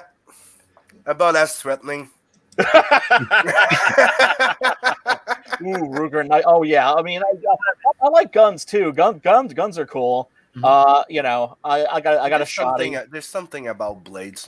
Some people have preferences, right? And blades just there's something about it to me that Yeah, like I can't be passionate about guns, like but swords. I'm like the way that people are who are into like classic cars and that sort of thing. Mm-hmm. Right. I have a tomahawk. I got someone to like not an official product from like one of the Assassin's Creed games, and I saw that it's a real one. It's not one of those replica bullshits, dude. Nice. Yeah, it's got a nice heft to it as well. So nice. Yeah, I'm ready too for that for when the zombies start to hit, or when we need to just fight for toilet paper. That's why America needs to get with the bidet revolution. Like I'm hoping that after I said that on a stream. Right? You guys all know what a bidet is, right? Yeah, I know what a bidet is. It's French. Right? It's like we're like barbarians here. We're barbarians, like wiping our bottoms with wadded up pieces of paper, like baboons. Well, they have a cool like a jet of water cleaning your posterior in France and Europe. It's like bend over and let us lick your ass open. You know, let us toss your. Let's Yeah, maybe that's what they had to do. They had to give it a better name. It's like a water grooming. Yeah, salad. Some people are like they don't get the idea. I explain it to them. It's like it's very simple. Have you ever had like a really messy number 2, and you're cleaning yourself for so long, you're going through like half a roll of toilet paper, and you feel like just jumping into the shower just to wash your ass. Yeah. Like that's what a bidet is for. Oh, hey, hang on a sec. Yeah, Brett, you got to get going now. Yeah, I got to get running, man. I just got to. Dude, I was looking for my Shayoken to show you, but I can't find it. Yeah, my pleasure, man. Thanks for having me. Have a good time, guys. Take care, Red. You know what a Shayoken is, right? The thing that you throw and it opens in 3 pointed blades. Oh yeah. Like not a shuriken. It's a that's a fantasy weapon, isn't it? I don't think it's. Is it like an authentic weapon? Maybe. Yes, it is. It's authentic and it works. And I've tried it. No kidding. Yes, that's awesome. You have that on hand right now? That's what I was looking for. I thought it was in my desk next to me. I was going to show you, but hold on. Oh, wow. I'm trying to remember where I put it because I moved my studio to another room to be more quiet. That's why you don't hear my kid always yelling next to me anymore. Like I also have a katana. Always good to have one of those. I've got a couple of long swords. Yeah, I actually practice German longsword, and that's what she said. Yeah. Oh. Okay, so you hear this? We're going to be in the Olympics at some point. That's a sport that's actually really catching on. What? Put your camera on. Let's see your deadly weapons. Yeah, seriously, man. You can't tickle our ass with a feather and tease us like that. Oh, nice. Beautiful. Hell yeah. Now, where's that thing that you throw? Because I'm just curious to know,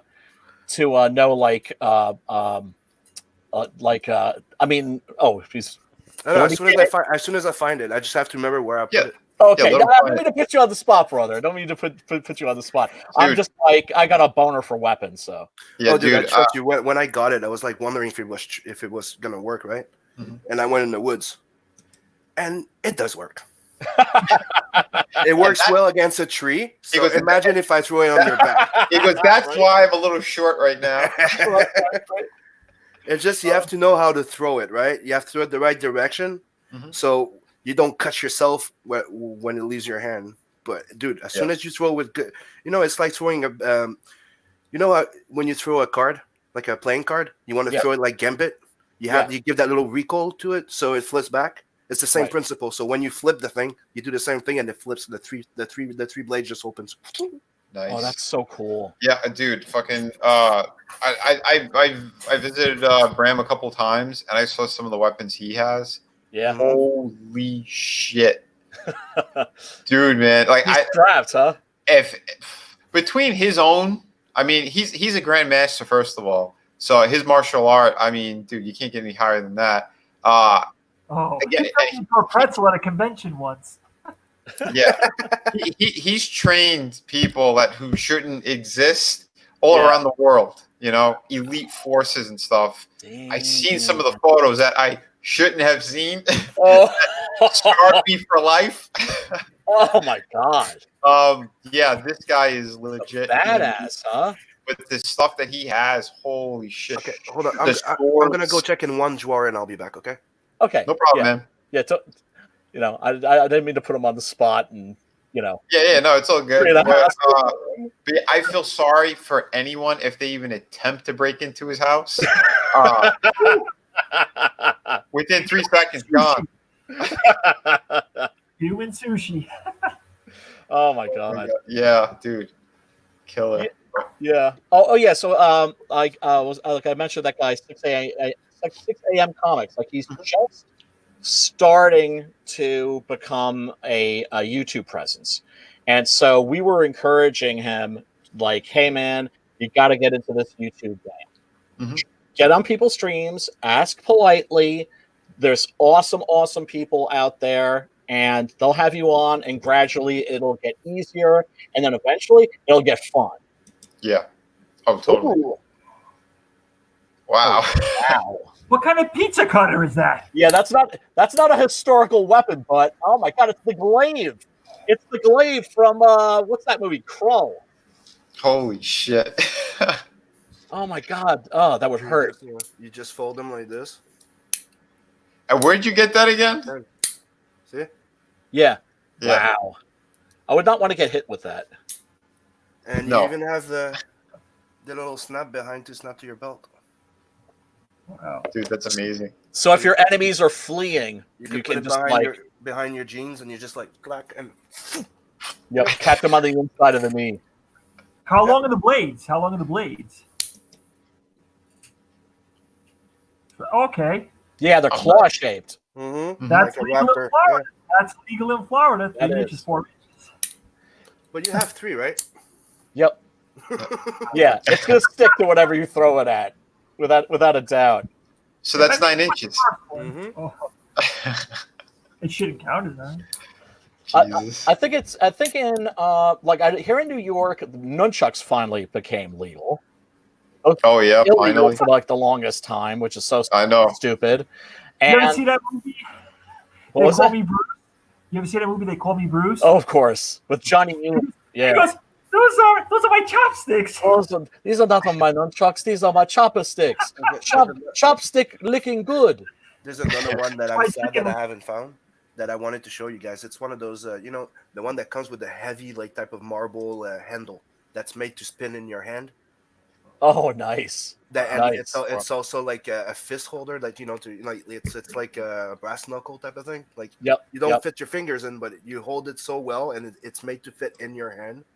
That it's also to punch. You flip it, and it has those hooks that if somebody comes to try and fight you with a knife, it has those little like a sword on the side.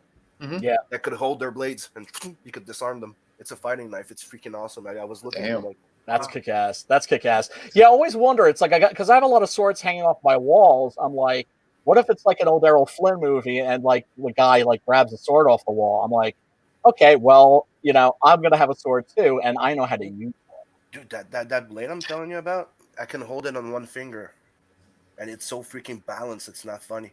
Oh, balance is so important. Balance yeah, is of so course. important in a Of weapon. course. Mhm. That's why I never buy fantasy swords. I've only ever bought one fantasy sword, and that's the Atlantean sword from Conan. Of course, man, dude. Conan Well, Barbarian. My brother's gonna hate you now, so I'm not gonna tell him that you have it because he's gonna fly all the way over there and collect it the Conan way. Oh, he's gonna get it. Oh, I'm gonna get it. I'm gonna get it. Ah, yes, I love it. Oh yeah. Yeah, check out. Not Fucking exactly aerodynamically sound, Mm-hmm. right? Sorry, but when you like something enough, you'll make it work. Oh no! I can swing this. I can swing this around. It's just I wouldn't want to have to actually use this in a fight with somebody else who has a sword. Dude, it's Right. But it's a It's art, man. it's a battle ready sword, and it's got that detail that by Ron Cobb, I think, was the artist who was the production designer and that. And you can see these little beasties here. Yeah, man. All the detail. There are runes Atlantean runes on the blade, Mhm. like acid etched. Yes. Wow. Yeah, and it's like one of those things where I was like, holy shit, I've wanted this sword literally for like 35 years. Oh, dude. Since I was a kid, since I was a little yeah. boy. Me, Dude, my dream. It's a custom made samurai sword that you order from Japan. They're like Mhm. $2,000, but Yeah. they're actual old fashioned swords. So totally fucking worth it. Well, Hand forged. again, Mhm. yeah, I got to hold one in my hand over at Bram's place. He Dude. has it. He has them. He has a couple of them. Oh, I was Always man. wanted one, and one day I'll have one. Yeah. And it'll say Sim on it. 2-year waiting list. Yeah, you got put on like a 2-year waiting list. And these cats, man, these are the sons of the sons of the sons of the sons of the sons of the sons of sword forgers. And get together every year. They have like a ritual where they melt down all the iron that they're going to be using for that year. And they're all around this giant kiln, like just hanging out all night, just watching. They're melting all the impurities and dirt and all the other crap out of the iron. They're going to be used. These guys are seriously legit. There's one sword that Bram had from John Carter of Mars. Oh wow! And it was made battle ready. Yeah. And the guy who made it, I mean, he passed away. There was supposed to be only 10 of these made in existence. Yeah. He got the 7th one. Nice. And the guy never finished all 10. Oh. So, and the one he got, he said when he received it, because it was shipped to him, and they had nothing but styrofoam all over it to make sure it would, ensure it wouldn't slip up. Just by sitting in the fucking box, it was cutting through the styrofoam. Oh my god! He goes, I don't want to just say be careful because it's sharp. This is another level of sharp. This is like I don't make my swords that sharp. That's why I don't sharpen my swords like to that degree. I really don't. Because you don't have to. My katana can cut like a sheet of paper with like no weight. Oh yeah.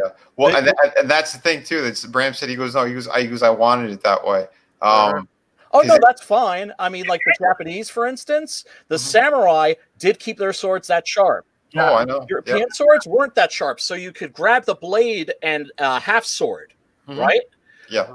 But you're talking about an authentic katana. And it's also the reason why it's only one-sided. Yes. Yeah, absolutely. And also that helps with the sheathing. Yeah. What were you saying, Frank? No, I think the handles, they come apart and you see their name on the the swords on the tang. Yeah. He had two. He that they didn't have a hilt on it. That's the thing. Because one of them was, I'm not going to say it on air, but one was that old that he said he has to get the hair done on it. But we're talking fucking ancient. So this beautiful way. Yeah, dude. The Japanese when they saw European swords. Because of course, naturally they were interested, like, oh, technology from another land. Well, let's see, like maybe they're doing something better than we're doing it. And they looked at our swords and were like, ours are better. I was at a convention once, and there was like one of those stands that made all those medieval swords, right? Yeah, they made the high quality ones, right? Yep. And we were just discussing, and he was looking through my book, and I'm like, he goes, dude, that sword. He was looking at the sword of the wolf dragon that I had, right? He goes, dude, that's a fucked up sword. That would be cool to do. And I go, yeah, but you can't do like a blade that looks like it's water, like a solid, like a metal water. He goes, yes, I can. I'm like, there's an old technique of folding the metal multi times, right? Like they use for katanas. Yep. That you can leave a bluish tint to the metal. Right. It will give it like a wavy reflection. Right, with like the wave pattern. Yeah, I know what you're talking about. And I'm like, get the fuck out. He goes, yeah. I'm like, how much would that cost? Between $3,000 to $5,000. I'm like, I'll see you later. Yeah. Albion's I rock this thing. Yeah. But dude, you understand that I would love to have that freaking thing? Yeah, I mean, I've never dropped that much for a sword. I've done like some like depression shopping sometimes, and been like, oh god, that Ulfbert Viking sword looks sweet. Like, but it's it's like 200. Most I've ever paid for a sword was 400, and that's just like that was like one time. It was something I absolutely had to have. Sometimes you gotta treat yourself, and then you could use those weapons, those nice treats, during the apocalypse. So There's a guy. Absolutely. There's a rich guy. I don't remember who's the name, but yeah, he's one of the guys I think that created one of those video games. I think it was, anyways. But the guy made a sword out of a comet. Like it was a metal. Like Oh bent yeah, and yeah, fell, yeah, yeah, yeah. right? And he took it and he made forge a sword out of it. I know, The guy it's has so a badass. fucking- The guy has a sword from space. I know. Metal from That's space. awesome. Rob Liefeld has one of these, Mhm. but it's the actual one. It's From the the one that was movie. built by Arnold and Conan, and Oh, Conan the Destroyer. Okay, He where has did you the live? actual. Yeah, he has the awesome. yeah, He has the fucking. He has Conan's fucking sword. again, with all the money he was making back then, Oh man, I mean, he was Fucking the first rock star, right? He was the first Well- rock star comic book artist. Dude, because he was so young and he was very dangerous to himself. yeah, then my Yeah. brother's a big fan of this guy. My bro used to do he used to make swords in Mexico, right? Hmm? He used to be a blacksmith in Tell Mexico, brother. and he used to do props and swords and stuff like that. And he was showing me those things, and he fell on one of those Death Dealer axe, battle ready Death Dealer axe, Jesus. and the fucking helmet, dude. Do we understand that? You may be the boner king, but I had the biggest boner ever. Mm-hmm. You're talking about the Frank Frazetta Yeah. Death Dealer axe. Yes, Dude. dude. The battle ready axe. Oh, That's fucking Battle killer. axe, dude. I need to change my underwear now. They did the helmet, but And they did dude, the it's helmet. but the axe. I'm ready to have a seizure over here just thinking about it. I'll ask my bro to link and I'll send it to you. Frazetta, oh man, Dude, yeah, Frazetta was the man. Frazetta is the reason why I became an artist. Period. Me too, dude. Really? Me too. He's the one that it made me want to be an artist. I saw the Death Dealer and Conan. Those two pieces made me want to be an artist. Yep. And falling on it was a mix of Jim Lee and Claremont, right? Mhm. X-Men and Yep. Frank Miller's the Dark Knight Returns. Yep. That made me want to do comics. Dude, and as soon as they released those books on him, Icon.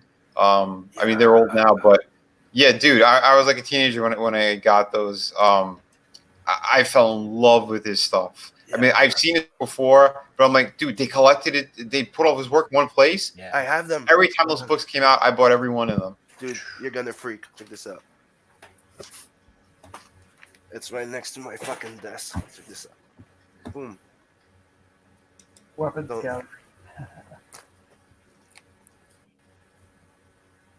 Hell yeah, man. The entire collection. Oh, Damn. The entire one, and including the one with the short story of Battle Chasers. Dude, They're all in there. Okay, nice. that is fucking amazing. that's what my And check this out. Fuck The original Ooh, yeah. art books. Yeah, boy. Hell yeah. Dude. Fuck yes. Fat. And Oh. they're so old that they're falling apart, right? I know, man. That I means have it's in love. shit. Yeah, because I have like the first printing of Legacy, of Icon. What was the third one called? Fuck, that escapes me right now. But Yeah, I wish I had some of those. Oh yeah. The piece that started it all for me. Yep. fuck yes. If you didn't know, there's a Death Dealer mod for Skyrim. There's a Death Dealer what? A mod for Skyrim. I would always play as the Death Dealer. That's the Oh, yeah? reason That's the reason I bought Skyrim, was because I knew that there was a Death Dealer mod. Oh yeah. That's Beautiful. the thing.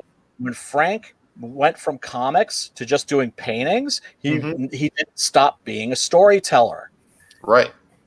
You know? Uh huh. great storytelling in his work. That's why every single one of my pieces I do that. I want to tell a story. I want to do something epic like that. Yep. Because everyone said like even your pinups, like how are they so great? Because people don't want to stop looking at them, or they find other things going on in there. I said because you have to tell a story with an image. Yes. That's part You're of it. supposed to be able to tell an image with one image. Yes. Yep. Yes. I'm a big show don't tell guy. Like I wanted, especially the first issue of Six Gun Gorilla, I wanted that to be something where even if you couldn't read English or couldn't read, you could still understand the story. Like Right. I don't know how you guys work, Vinny and Frank, but when Adam jumped in, because I already was the book was already done, right? I was already working on the book. The story was there, and when Adam jumped in, right, to be the co-writer to help with the dialogues, right, he started going over the page and he goes, "Fuck, dude, you don't even need words." I'm like, yeah, but that's the challenge. That's what's point. Yeah. I busted my ass, so you don't need to you're free to use words that you don't need to explain nothing. Yeah. So And I think just putting puns, dialogues, extra content. Yes. Right. Frank, how many times did we go over pages and we went, there's no words here. What are we going to do? Because I already fucking told the story. That's why, to make it a spooky story, I want to do a narration. Like I'm telling you a story. That's why that book's a little bit different that I put narration in it. Because I usually have narration in my story. Seriously, dude, I can't wait to get it. Yeah, same here. It sounds like it sounds like you approach this like a campfire tale. Yeah, kind of. A little bit, yeah. But like I said, the pacing is very good. I mean, from storytelling with words and through the artwork, I think we hit a sweet balance. It was like a sweet spot on it. And that's why, like I said, I was doing City of Venus at the same time. So like the kind of storytelling, it benefited on both sides of it. Even though I was doing that one by myself, I was already in that groove, right? So I think it worked out well to what I wanted to build up for that specific story. But yeah, Through the Woods, like I said, we had a lot of back and forth on making sure it would work out right. And I know at one point, one of the issues, I'm like, yeah, fuck off. I'm going to be doing this. Like I have it clear in my head. Dude, like I said, I had it clear in my head what I wanted to do.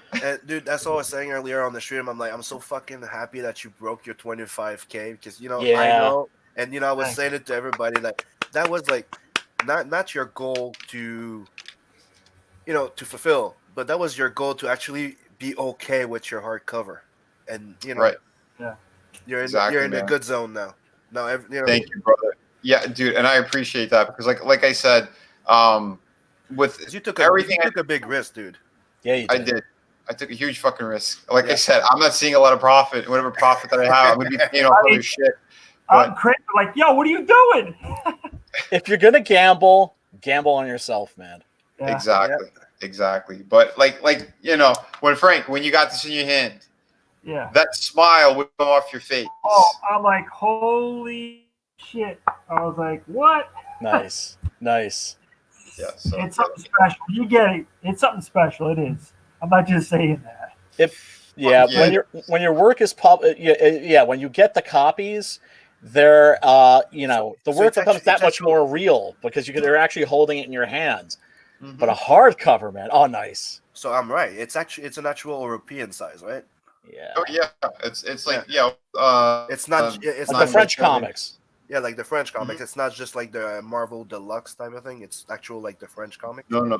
Yeah, it's more like the French comics, like rap, something like that. French comics are so awesome.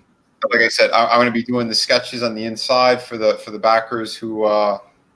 I just started doing a layout on that one, but so everything's going to be contained in this beautiful book. This thing is 98 pages of beautiful artwork and story. I have a cover gallery in there. I have a layout gallery.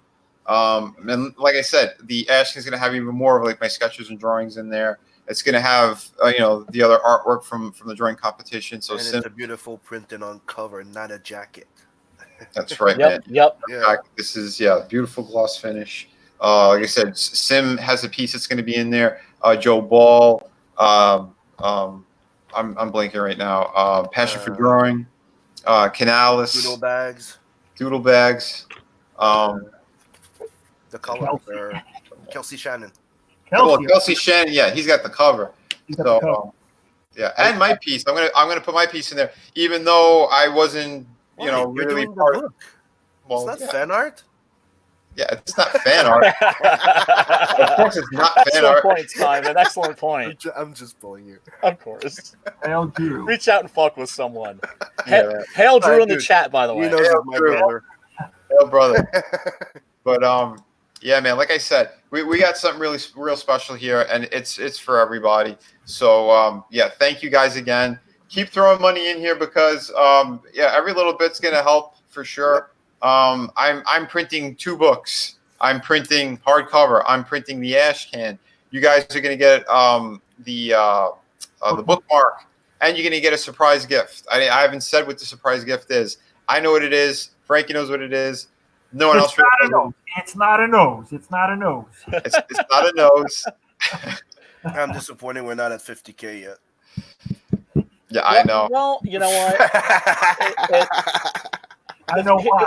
Here's the thing, Vinny. Wink, wink. You nudge, are, yeah, you've been such a blessing to like the Comicsgate community. You always have indie creators on. You're always promoting other people's stuff, and you are the fulfillment king.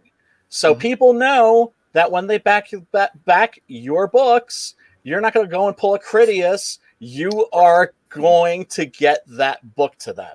That's ASAP. right. And that's what I said from on my first campaign. I used to always hashtag fans first because I meant it. I still mean it. The books, everything regarding the books, all that money has to go into that. Then we're nothing without them. Yeah, after everything's been fulfilled, if I got anything left, then yeah, I could use it for the next campaign. I could use it to pay off some other shit. But I don't do that until everything is taken care of for all the fans. I still have my money in my account. Yeah, man. But on that note, I think I'm going to start to wrap it up because I am tired and I need to get other work done as well. But do you want to run the trailer? Say again? Do you want to run the trailer? Yeah, the Kelsey Shannon trailer. Of course. Sorry, Vinny. Sorry. Through the Woods today on Indiegogo.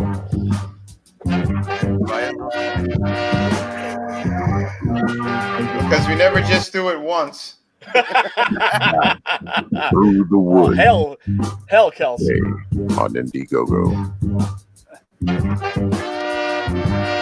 Look at that. Just by playing the trailer, I got 2 more viewers automatically.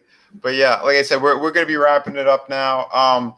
But yeah, please remember, tomorrow is it. We have, what is this, 27? We refresh this. 27 hours left. Awesome. We have 27 hours left to back this. The cutoff on the free ash can is tomorrow midnight. So the 19th, that's it. Right now we have 468 backers. So only those backers are going to be getting the ash can, nobody else. So make sure if you want to get in on that, tomorrow is it. That's the cutoff. But like I said, you're going to get other free stuff on this campaign as well. I'm still pushing hard for it. Everyone get the retweets out. Do what you can. Yep. This project, again, this is because of you. So that's why I'm doing all these cool, awesome perks and bonuses. But yeah, like I said, if we had more time and things could get better numbers, I would have added even more. The thing is, I'm ready to go to print. So I don't have the luxury of tacking on extra perks later on. I'm doing it now. And that's why I have a cutoff on it, just to make that really clear with everybody. Yeah, there's no stretching out of this stuff. After that, it's just a store, and you don't get the extra from the campaign.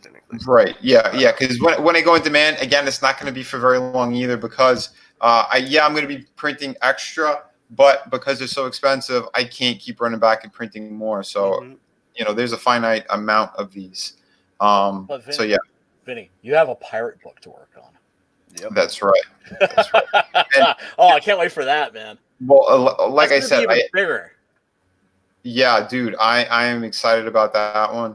It will be perfect bound. I'm not doing hardcover on that one, but it's going to be an epic fucking book. the stuff I'm putting in there, I think you guys are really going to dig. And yeah, like I said, in the back of this, I did a little special for everybody, a little sneak peek at some of the artwork. Well, at least one awesome image. Nice. But yeah, this is going to be a cool adventure. You guys are going to really enjoy this one. So yeah, like I said, there's a lot more coming. Mela Art World, a little logo there. Keep an eye out for that because we got tons of cool projects. More with Frankie as well.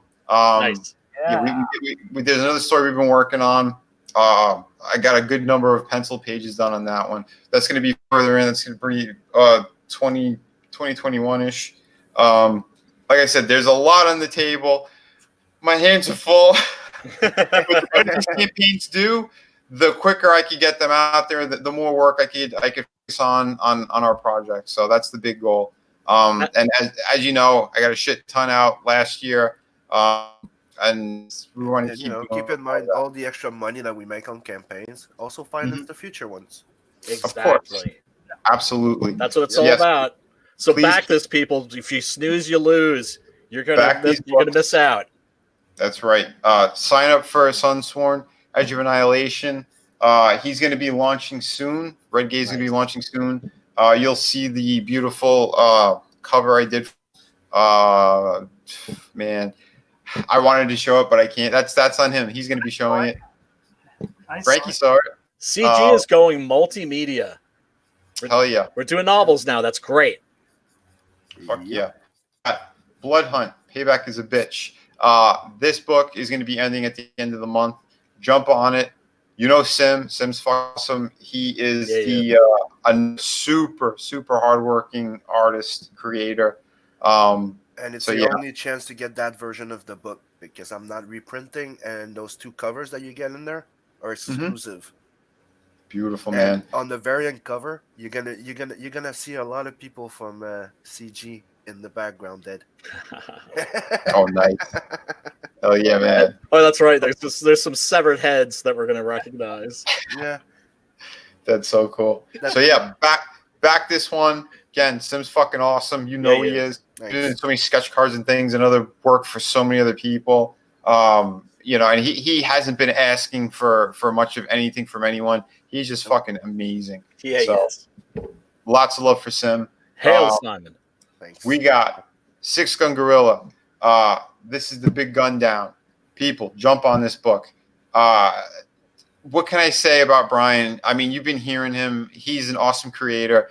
He loves this so much. The passion is behind it on every level. Dude, issues 1 through 6. You get in a brand new trade paperback.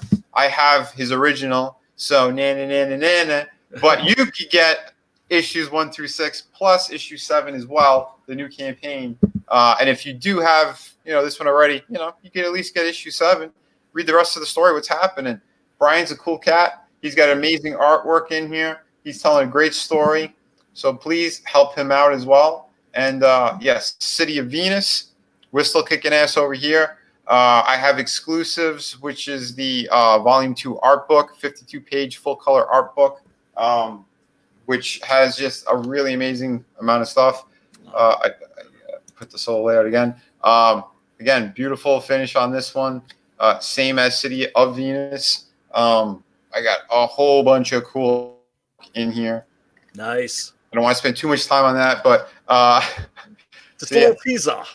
Just a little teaser, but this is 52 pages. So yeah, if you want to get City of Venus, I urge you to get the featured tier because this book is exclusive to that campaign.